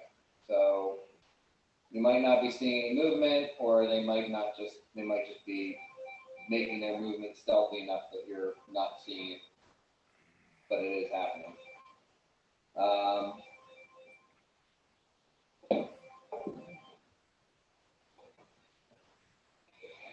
And as far as your assessment of the situation, you are thinking that it would probably be best to put some of the reserves, like right now, you're using a very sparse rotation to give people as much rest as possible. But you're probably going to want to call everybody to the front lines during this parlay. Yeah. If things go bad, Yeah. you Right. won't be able to utilize immediately. So placing, groups in segmented places along the line so that a force can be mobilized and to answer any crossing of the no man's land at any point. It could be a distraction, and a flanking maneuver could happen on the far end of one of the front line, or it could come right down the middle. So you're thinking that you want your men to be awake, geared up, suited up, clear-eyed, full of coffee, ready to go. Sure. Okay. Then yeah, I would relay those commands and then just wait.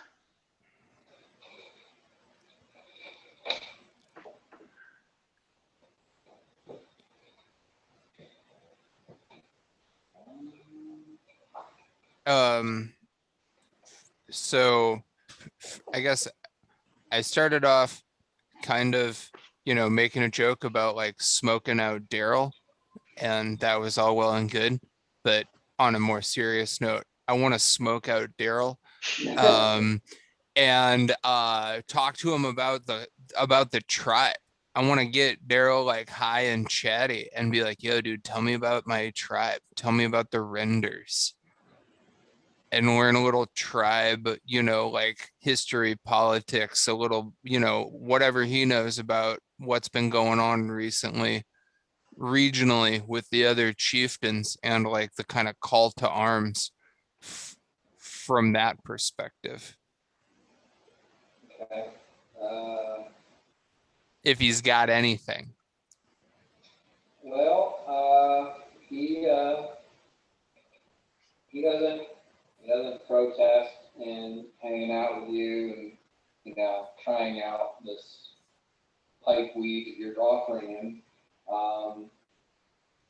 You can tell, like in general, he's not thrilled because he is on the wrong side of this fight, and there's constantly like an escort of 4 or 5 armed guards following him around everywhere he goes. But like you get an immediate every time he talks to you. It's mostly like, when are we gonna go over there? When are we gonna go join Lund? Because why are we here with the pink skins? This doesn't make any sense. But he does smoke up with you, and you immediately get his relaxed state is mostly just talking about food and this one orc that he knows back in London he really, really wants to fuck. Daryl, what's up, dude? So he's not very communicative about anything relevant to the history of the Render tribe. Daryl is not a deep well. Nah, I didn't think so. I thought the weed would help, man. Get him his orc lady, and then you can start building up the tribe. Yeah, the Renders are fucking monsters. Renders are the most deadly orc tribe. Kill everybody. Right on, Daryl. They fall in battle, and you're like, He's one. Daryl's blazed. Well, that it was worth a shot. he's a foot soldier. He's pretty dumb. He's like 14 years old. Daryl. And he might not be taller than you, but he's way more massive than you. He's a full-blooded orc. Yeah. He's like 260 pounds of just, just muscle and dumb. So yeah, he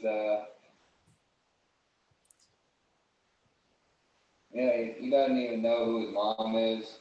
He's just wants to stab something and fuck something. That's where he's at. Or it's an orc after my own heart. That's my people. It's a pleasure to lead them. They do me proud. He do me proud. You're my boy. We're okay. Bort's good. This is not no reconnaissance achieved. No greater insight. Nothing helpful to popcorn.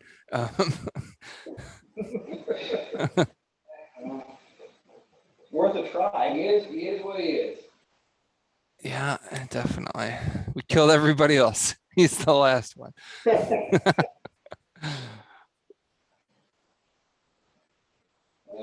the one who gave up. Surfing.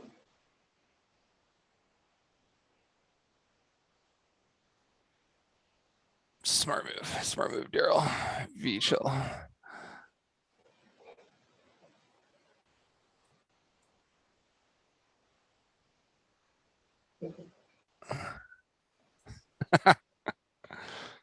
Daryl. That's totally Daryl, dude. Yeah. Daryl's high, dude.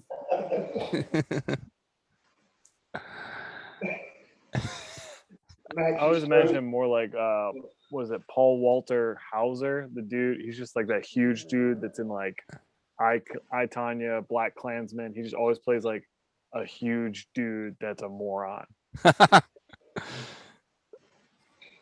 You do, as you're like realizing you're not going to get what you really want out of him. He's like kind of staring over at some of the halflings, like the way you stare at a nice roast plump chicken. Oh, he's got the munchies now. Nice. Yeah, you're thinking, you might want to feed him before he makes a mistake. Go find some Twinkies. Well, the halflings run the kitchen. It's all, so that's good. Good thought, Daryl. Just, like it's doing the Wile E. Coyote. We feed Daryl. We get him shank a lamb, some sort of a big like turkey leg, like a fucking Renfest Duke. Daryl. You put a good couple pounds of meat in him, and he comes out like a horse that didn't make it through the last battle. Just give him a horse leg. He'll pass right out. That's, I'm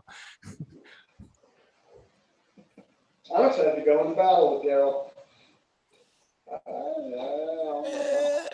Daryl's gonna hang, dude. I leave Daryl, he eats a big meal, passes out. I leave like an eighth, like with him, like an eighth of pipe weed, and just yeah.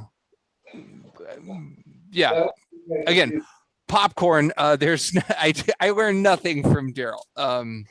No insight gleaned. No. Okay. All right. So, are you guys? Is there anything else you guys are doing before the 4 of you plus Jenkins go across the field to join parlay with the Evan Room? I'm gonna make Tears to Wine right before we leave, and then everyone can drink it. Yeah. I'm gonna cast 3 spells as soon as we're in Does anyone stop me from doing that? Because I understand this is a magical liquid, so it might. Do you want me not to do that? I'm fine with it. Okay. I make magic booze. Once we're about 50 feet from the tent, I cast my two spells. That's a +5 to Any Intelli- wisdom or intelligence About checks. 10 minutes per level, so it probably make the most sense for you guys to just drink it, you know, as Yeah. you feel. That's what I mean. Okay. So for the next, You're planning on casting? I am casting Arcane Sight on myself. How long is that? I think that is another minute per level. And I am casting as soon, like, kind of when we're maybe 20 feet from the tent, I'll cast Calm Emotions.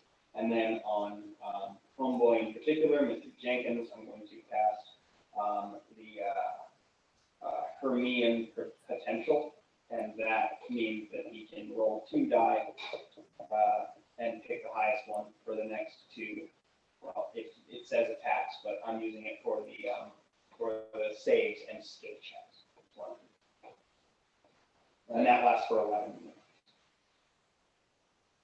Okay, so you guys, about an hour before twilight, you can see on the far side of the field a large tent, but it is on the front line of the one military force. As your group sort of convenes just on the outside of the berms that the trenches have in front of them, you see the tent lift up and move towards the center of the field. And as it gets closer, you see that there are 6 hill giants who are carrying it kind of like a palanquin. But this is probably about 30 or 40 feet across and about 40 feet tall. And they're kind of trundling it out into the center of the field. I kind of motion for everyone to hold and look at Yanni as if to say, 6 is more than 4. Let's wait till they back off until approaching me. Yeah, I agree with that. We just hold what we got. Also, if it needs to be said, I cast Major Referee on, when I give him a bark skin while I'm at it. That's 1 minute for now? Or 10 minutes? 40 minutes. 40 minutes? For some reason I've got 40 minutes written down by it, I don't know. So that is a +4 on the AC. Yeah. 40 minutes. That may have been. Well, it's higher than +2 at this point. I think it's 40 minutes because it's 10 minutes per level and you're writing it at the minimum level. No, it's a wand is what I. Oh, it's a 1. Yeah. Yeah, and it's +2. 40 minutes. Cool. So what were you saying, Yanni?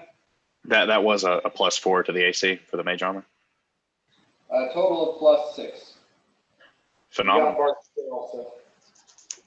Thank you very much, Dakota. Yeah, I would say we wait until the tent is settled and the tent escort has moved away before we make our final approach. Okay. So you guys all wait there. You see, when it gets to the center, you can very clearly see the hill giants carrying these, log thick handles moving this massive structure across the field.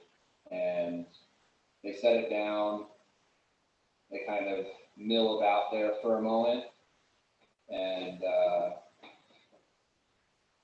little tense. They don't seem to be going anywhere. After about 5 or 10 minutes, they start walking back to the lung line. And the tent is sitting there by itself. Is that, can Largo sense what's going on and maybe not have cast the spells yet, or are we going with exactly what I said? Well, you were saying that, that you wouldn't cast the spells until you were close. You were close, yeah, okay, cool.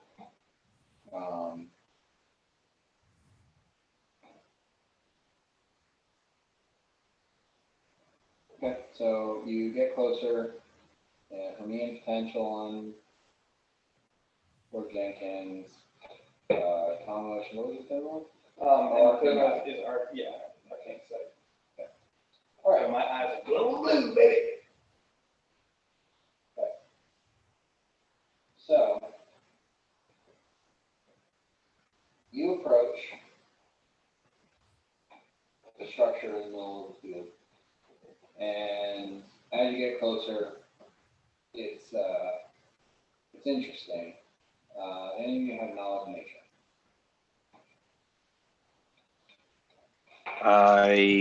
I do. Roll 24.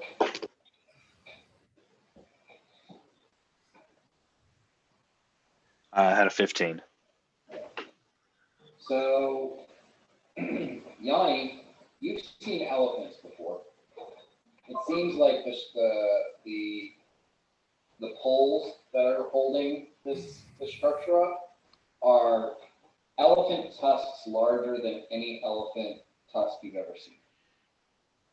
Being that you're familiar with the Hemeshron Caliphate to the north, where it's a much warmer climate, they're not common, but you have seen elephants up there. These tusks are like 2 or 3 times longer than a normal elephant tusk. Okay. Largo, you put the tusks together with the shaggy, thick brown hides that are used to make this, and you recognize that this is woolly mammoth. Both tusks and hide used to craft this thing. And you heard stories that into the deep south there are massive primitive creatures like dire wolves and dire animals and woolly mammoths, but you've never seen anything up close. And as you get close enough to this stuff, it looks like the tusks have maybe seen a couple years, less than a decade of weathering. So these were killed recently. They're not like an ancient structure passed down by generations. Someone was capable of killing some woolly mammoths in the last 10 years. As I relate this information to my cohort, a single tear extends from the corner of my eye down my cheek as I think about how unfortunate it is to kill such a rare and magnificent beast. You also see that there is a large wooden block structure directly in front of the tent as you guys are approaching. And it seems that maybe it's a door or something it doesn't make sense because the tent's made out of hide, because it's a wooden square, rectangle kind of thing. And as you get close enough, it just falls and hits the ground in front of it, and it's like a hinged ramp that was attached to the front, because the whole thing is kind of raised up on stilts. And there's this just massive orc guy standing there, bare chest, scars across his chest, like a couple of hides mostly for decoration, but completely unarmored. And he looks at the group of you, and kind of does like a big, heavy swing with one of his arms, like, come on in, and turns around and enters the tent. Arcane sight, does it pick up any transmutation, abjuration? Are we entering a demi-plane? Are we entering a rope trip? Are we entering a arcane lock? There is a faint but pervasive enchantment aura surrounding the tent. As this guy walks inside, you see that a couple of things that he's wearing are magical. His belt and his boots.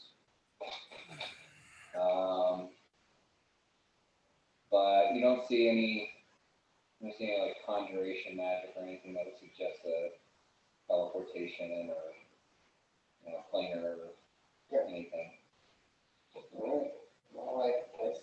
my breath. Onward and upward. Okay. So, what's your marching order? Who's going in it? What's the order that you guys are entering this? I kind of, as like, and if this is not something that I can do to a noble, Largo will know not to do it. But I encourage, maybe not physically, but maybe with like a couple of looks, I encourage Jenkins to go in front. Okay. He kind of looks to the rest of you to confirm that this is a wise decision. I You would said feel first? You said you wanted to go in first? Yes. Okay, sorry. What were you saying, Yanni? I was going to say I might encourage Lord Jenkins to follow me in. That way I can be between him and any ill fate he may meet. Yeah. I don't think you should go first. I think you should go behind someone guarding him, or dead last. I give him a shrug and follow him. I would ask that Largo be immediately in his proximity at all times. Okay. All right. So he says, okay, he will follow Yanni. Largo immediately behind him. And then between Bort and Mirak, what order you guys want to go in? I want to go behind Bort if that's all right, because Bort is a noble in this context. Okay. I am just a mayor. I'm a noble as well. I was just elected by a people. Bort killed his way into office. And I do it again. As any true politician does. Uh-huh. Well, I guess technically I did come. Look at all these titled folks going in there with some like no-name fucking monk dude. Yeah, I mean, he's a monk. He has no possessions. He has no attachments. So, He's the most noble of us all. so you guys head in. Yanni, you being the first to enter, see a very well-appointed, if in somewhat primitively decorated, tent.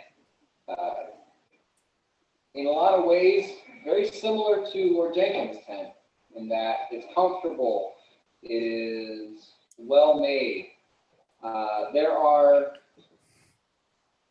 sensors in each corner of this tent, and faint wisps of bluish smoke are coming out of them, with a smell of incense that permeates the interior. There are thick, furry hides that cover the floor, and in a couple of places, they're piled up with what must be some sort of cushioning underneath to provide seating and lounging space. There's a large table in the center of the room with a couple of braziers hanging over it, providing light. Dim, not bright light, but most of these people can see in the dark anyway, so this is just to provide color and fine detail. And then on the table is a map of the battlefield and some pieces sort of approximating the Lun forces and the Sentinel forces. Can I make some sort of perception check or something just to try to get any information on the Lun forces on the table? Give me a perception check.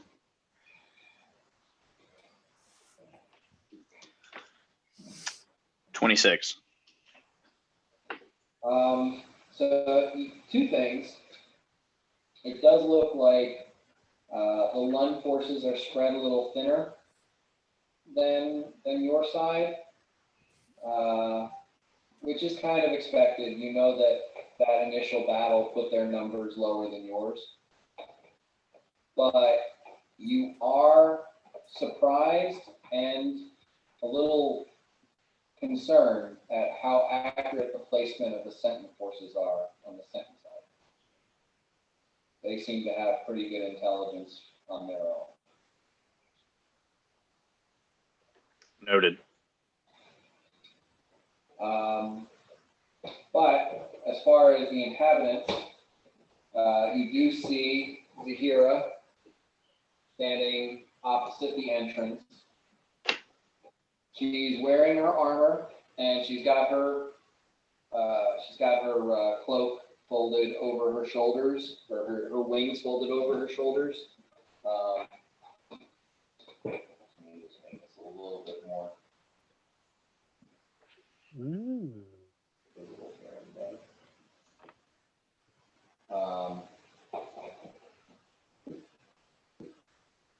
But you do not see any weapon.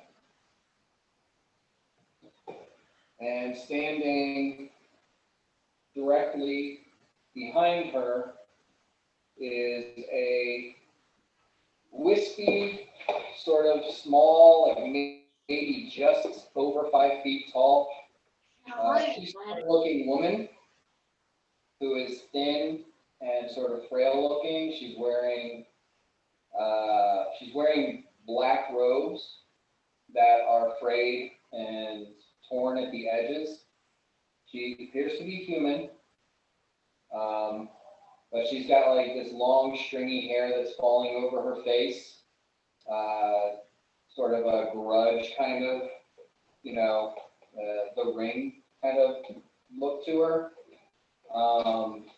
And you notice that one of her eyes is missing, and just like there's a wound there. There's scars on the little bit of exposed flesh that you can see. She's holding a book and a quill, and her ring and pinky finger on her right hand are amputated at the first knuckle. This woman seems like she has been through an extremely significant amount of physical damage. It all seems to be healed, but it's all left its mark. To her left, there is a tall, slender man who kind of regards you with a mild grin, and you can tell that pretty much every single one of his teeth are canine teeth. It's just sharp, pointy teeth across his entire face. He looks mostly human, but his skin is sort of mottled. It's got a faint grayish hue to it, and a sort of slick, oily sheen, suggesting that there's something not human about him as well.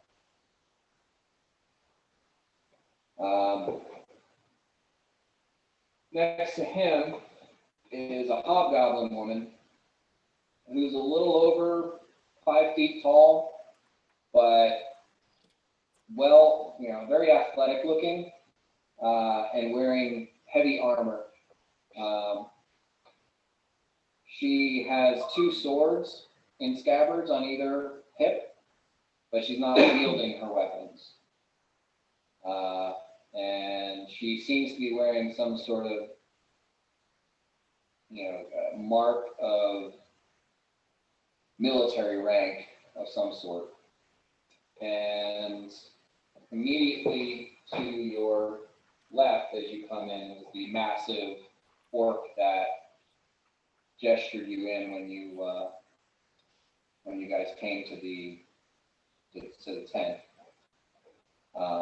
And that is Zahira and her 4 attendants. Are they like all magical?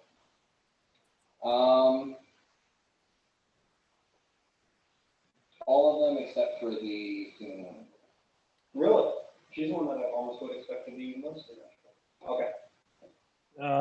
Dan, the phrase Noyan Warish that we got from the hobgoblin that we nut busted, was that just a rank title, or is it refer to a specific individual?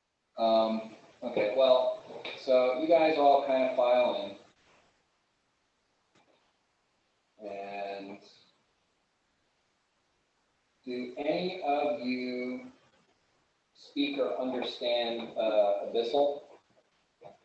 Tartarus. Malfear the Cruel did. So Largo, you do notice that on the guy with the pointy teeth, his outfit is like a robe over armored plate coat, and the robe has all of these characters on it.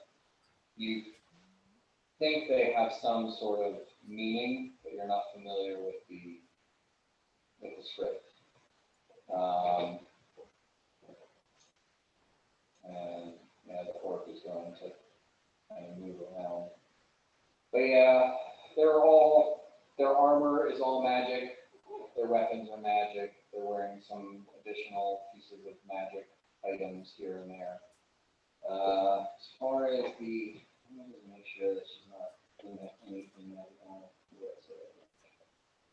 do. Can we move Jenkins to the middle? Yeah, I don't think he'd be off to the one side. Cool.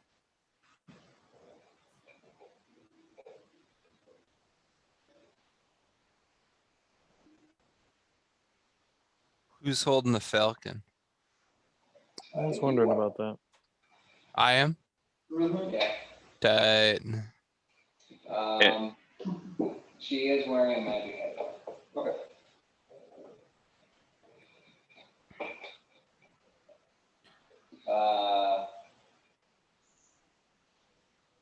Yanni, give me knowledge and ability.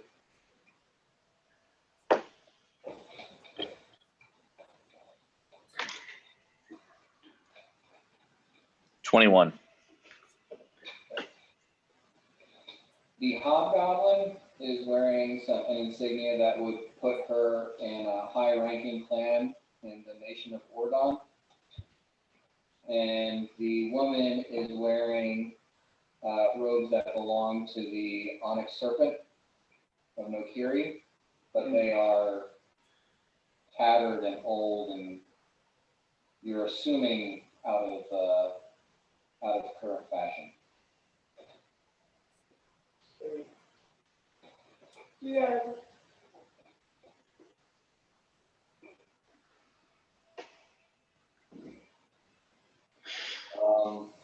As you guys come in,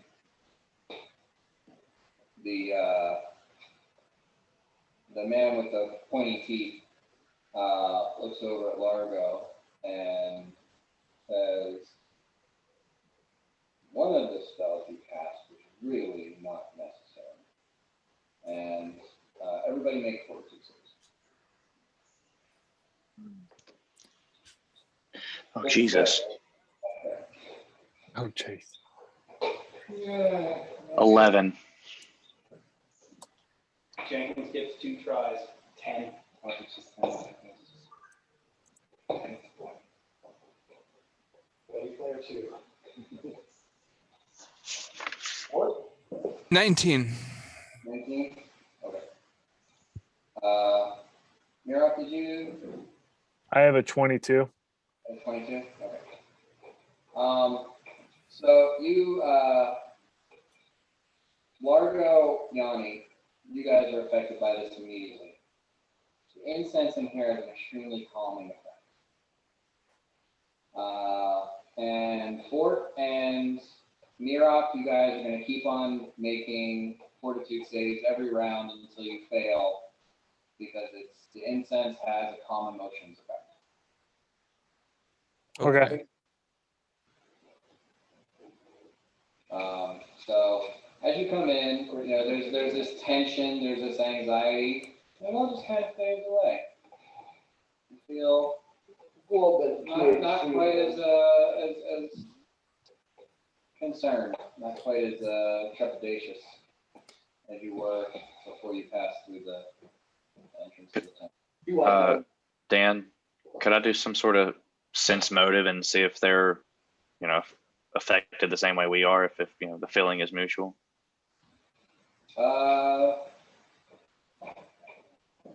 Sure. That's better. 30. Sorry, 32 on that. 32. They all seem to be at ease. None of them seem to be agitated, scared, worried,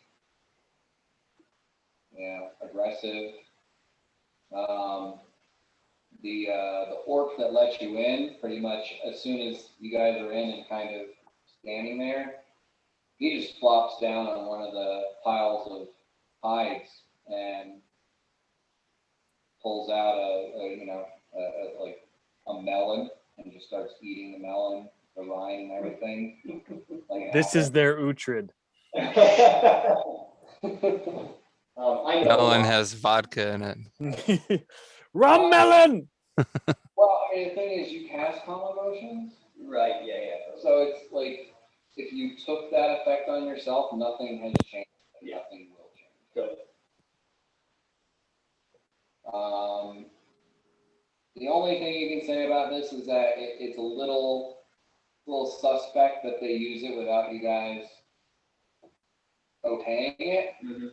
but you can see why an effect like this would be useful in a negotiation. Yep, that's why I cast it. Yeah, we're good. I understand. They're just as guilty as we are. Well, you guys cast it on yourselves. They cast it on you. They're slightly more guilty than we are. The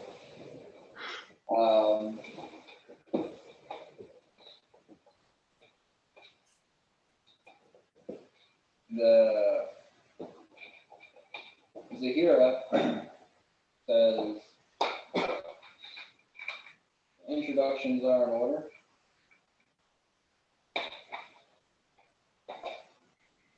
And she looks at Jenkins.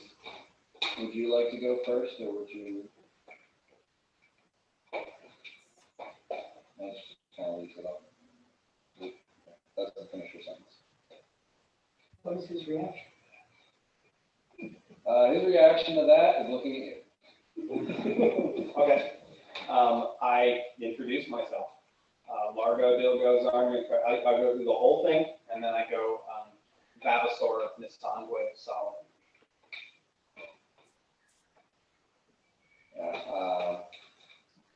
You get attentive from Zahira. The pointy teeth guy is watching, slightly amused. The hobgoblin woman is paying attention, and the Asian woman is waiting. Feel like she might be like the stenographer.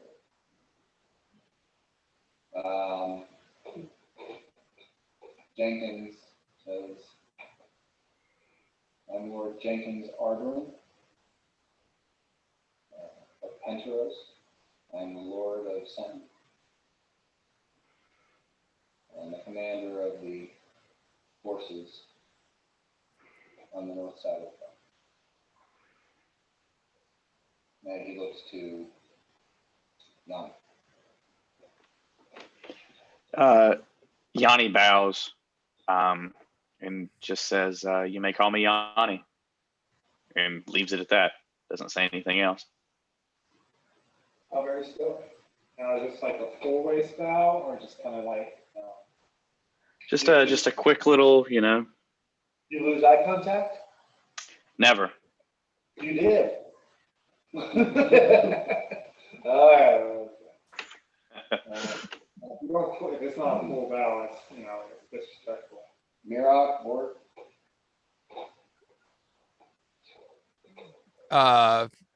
Mirak. I'm missing how it's going too. Yeah. Mirak is gonna say Mirak Sleep Belt, Mayor of Turnholm. That is all.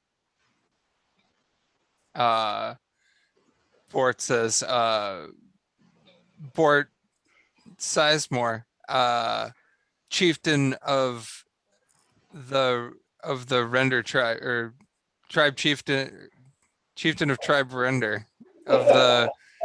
This is exactly how it's coming. Exactly. So of the, well, you know where it is. You know where I'm from. You know where the Renders stay. That's what he did. Yeah, basically like that. Chieftain of Daryl. Yeah, Pride of Daryl. the pride of Daryl.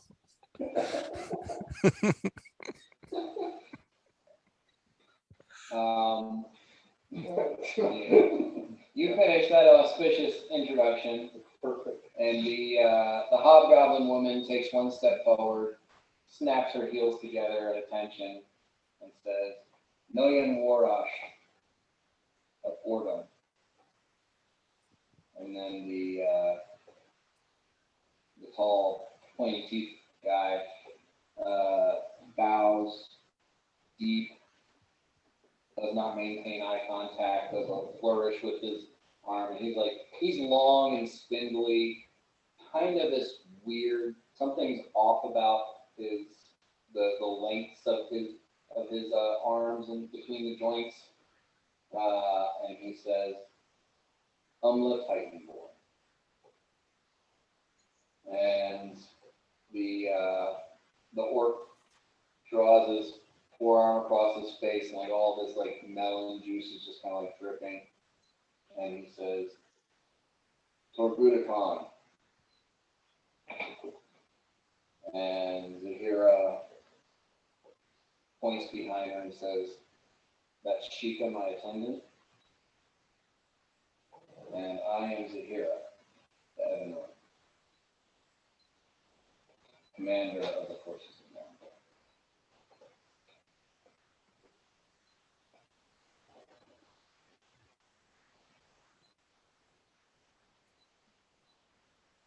I'll come out and give you my terms. 1 week, you have to vacate.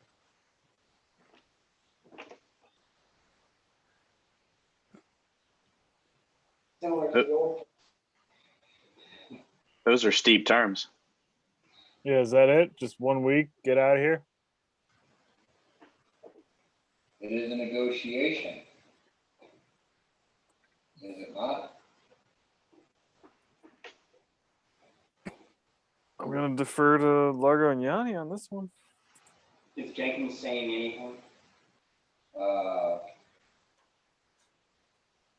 Or is he just well, when you guys kind of wait for him to respond, he says, "So that I understand, but not so that you have any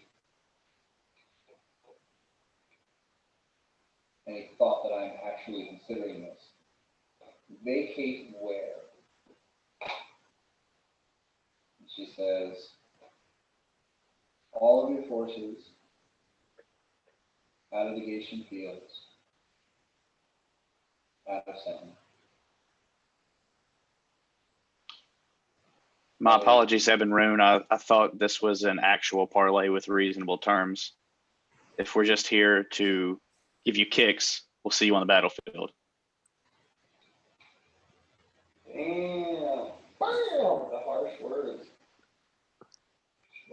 She went to all this trouble with this nice tin.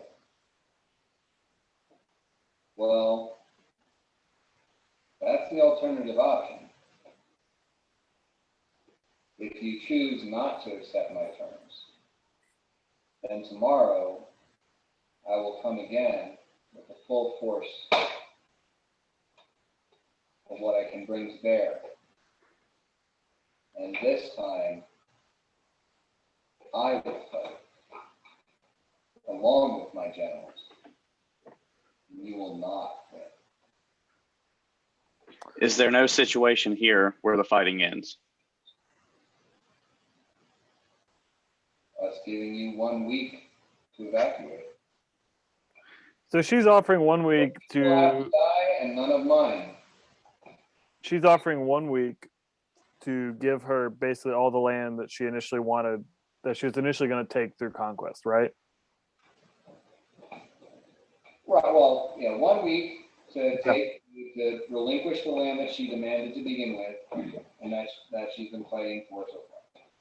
It's essentially the same terms. Yeah. So how do we go about notifying her that we obviously we can't just be like, "Yep, cool, shake hands." we're gonna like go back to our camp and mull these terms over. How do we communicate with her whether or not we accept her terms? We have a card in the back of our pocket, and I would like to display it now, if I may, with a 54 diplomacy. Go for it, bud. Yeah, you're negotiating. You tell me that you're going to do something, And then- I ask you to roll for it. Okay. I did roll a 20. I just didn't want to interrupt you. Well, that's why you wait till I'm done. Well, what I'm gonna say is I'm gonna offer what Jenkins had mentioned to us that he feels comfortable with, so an extension of the board, redrawing the borders of Lund, establishing a new territory, and sharing the land peacefully.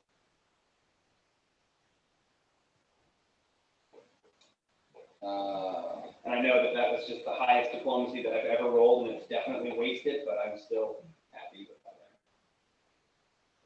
I think that's what we could suggest. I mean, I think it's a smart move to make a reasonable suggestion. Yeah, I think so. This is a diplomatic mission to Alderaan here. Doesn't seem super diplomatic. We walk in, we get a week to leave. I get, again, like us pretending that, you know, we don't believe this person's going to act in good faith, but the point of like the emissary that we're making here is to like go through the motions of diplomacy with this very unreasonable bad faith actor. And I think it's smart to like at least do that, you know, be like, hey man, here is an accord where we stop killing each other and you get a little something and we, you know, get a little something. We, you know, Yeah. I think Fine that with. Sorry. political calculus. I mean, just to be like, you've proposed this unreasonable thing. Here's a reasonable thing. I would say let's not hold our breath, but sure, let's put it out there. I don't think it's going to be accepted, but you know, now it's the balls that we'll see her reaction. Yeah, it's all about posturing right now. It is. This is exactly Are you puffed up?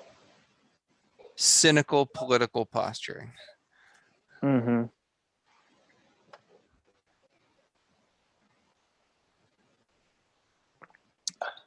It's a great job, Largo. I should have rolled the die at a different time. No, it's okay. No. Well, hopefully I get to, you know, if it's the same die and I grab it, hopefully the face would smile It's your birthday, bud. on me. Yeah, it's your birthday Yeah, week. you rolled it at the time you felt was appropriate, and then you're just a really polite boy and waited too long to speak up.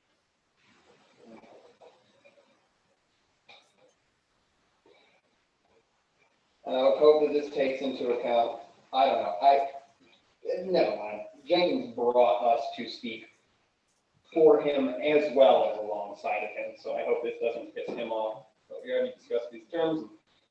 I view myself as more adequate, more equipped to bring them up than he is. I'm just imagining what our evil characters would do in this scenario.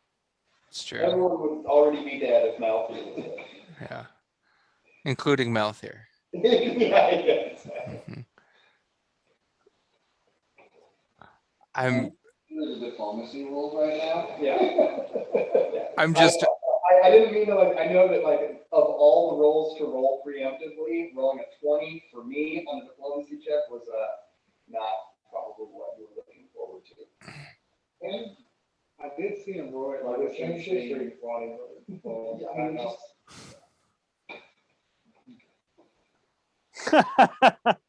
Oh man. 54. your terms. These are your terms. You seem like a Scott, this is probably the best thing you did ever. So she looks at you, and you know everyone on her side is kind of looking at her, and she goes up to the table and slides all the pieces off the table and pulls the map off the table, and underneath it's a larger map of, the region. Yeah, closer to this. And she points at it and she says, "Show me." Okay, To Jenkins. okay, cool, then thank God. Because Largo's just like, well, I'm gonna just draw this circle, I really hope. And Jenkins looks down at you and then looks at the map and takes his finger and runs it along basically the same area that he showed you guys.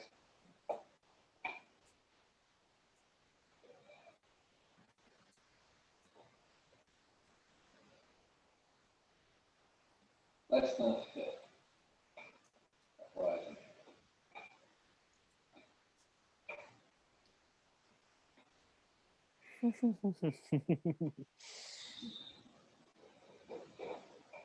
If this is what you offer, offer in return 5 years. 5 years, this is where we stop.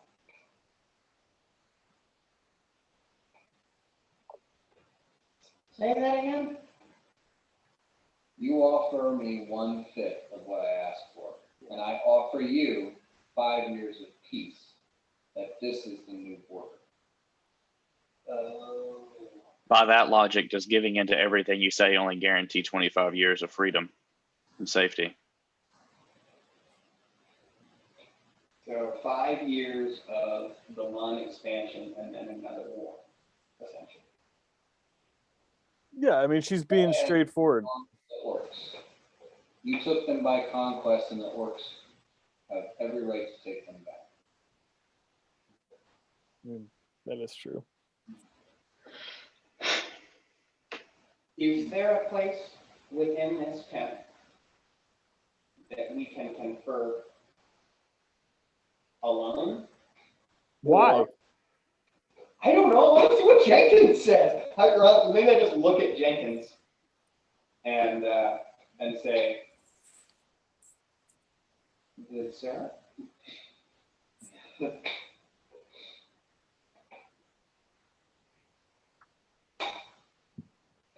He leans into low to you and says,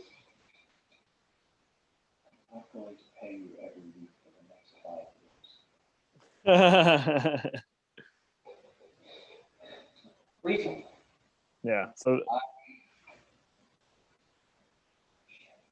And he looks to Zahira and he said, "May we step outside for a moment?" To your group, not asking her to come with. Yeah. She waved her hand. You guys all kind of like move outside. And he says, "There's a lot that we can do with 5 years. But I don't think that this war effort will be successful without the Roses helping. And I'm terrified of what they might accomplish in 5 years." I believe orcs can do more in 5 years than humans can in terms of building an army. oh, absolutely, but it's far less than dwarf, my friend. The thing that I see in the advantage of 5 years is that we would have the chance to make several clandestine attempts on the leadership of Lun, if we chose to do that. If that seemed like a good idea, that would obviously breach the treaty, but it might give us an opportunity to stick a knife in their heart. Other than that, they have shown us great strength during these battles. But we have shown them greater strength, and I do believe that we can win this war if it is to continue tomorrow. I'm gonna weigh in. Mirak is gonna point out that it's not just the orcs occupying that land, it's the farmers displaced from it. There will be dominoes that fall, and the dominoes will likely weaken our side in the next 5 years and strengthen their side, even if it lasts a year or less.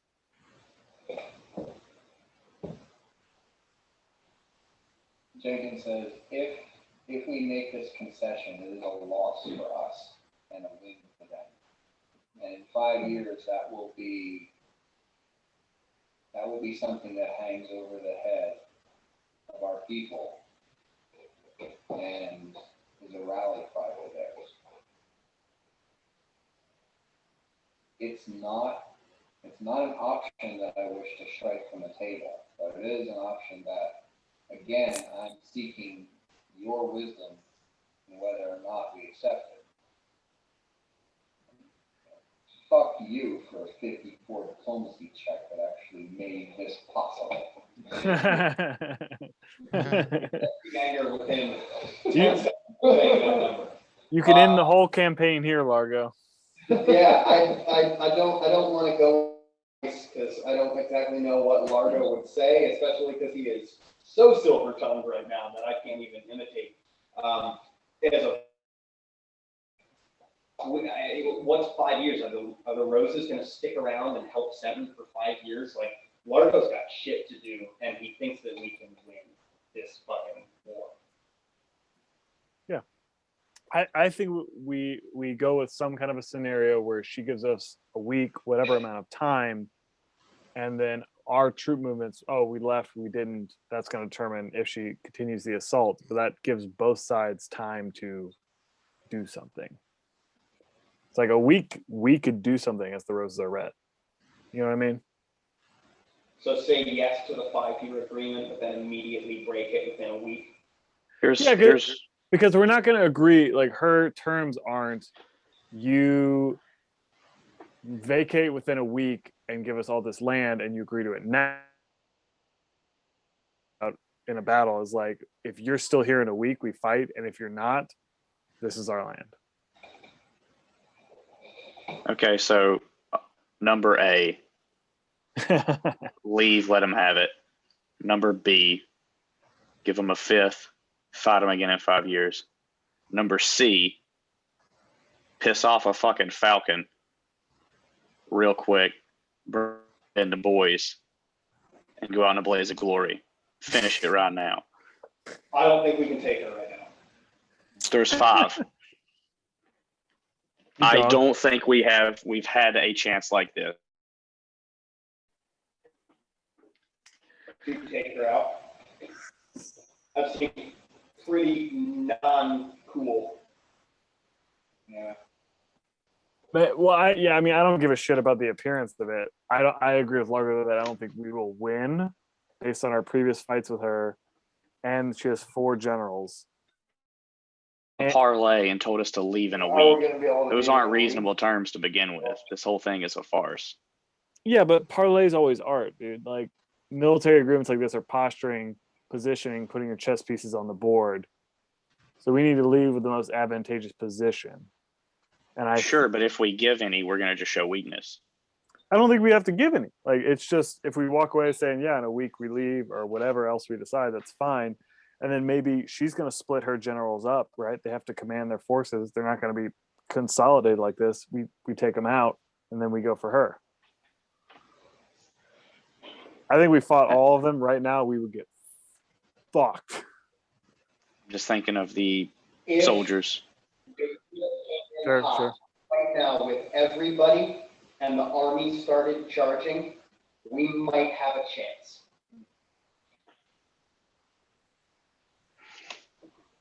Well- If we get Dakuda here with all of our friends before she knew, we could have a chance. But also, we're probably running out of time to even have this conversation. So I think maybe a power move, if we're not going to accept any of her deals, is to not go back into the tent and just walk the fuck home. Last thing I'll say about it, I don't see a giant 2-handed greatsword that heals her magically on her person. She doesn't have her weapon.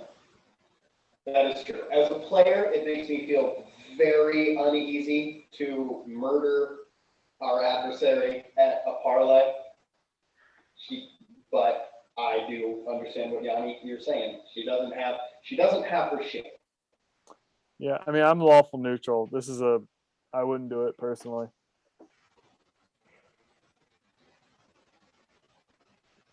Well, we could go back in and just spit in her eye and say your terms are unacceptable. fuck you. We fight tomorrow or Tuesday. Tuesday.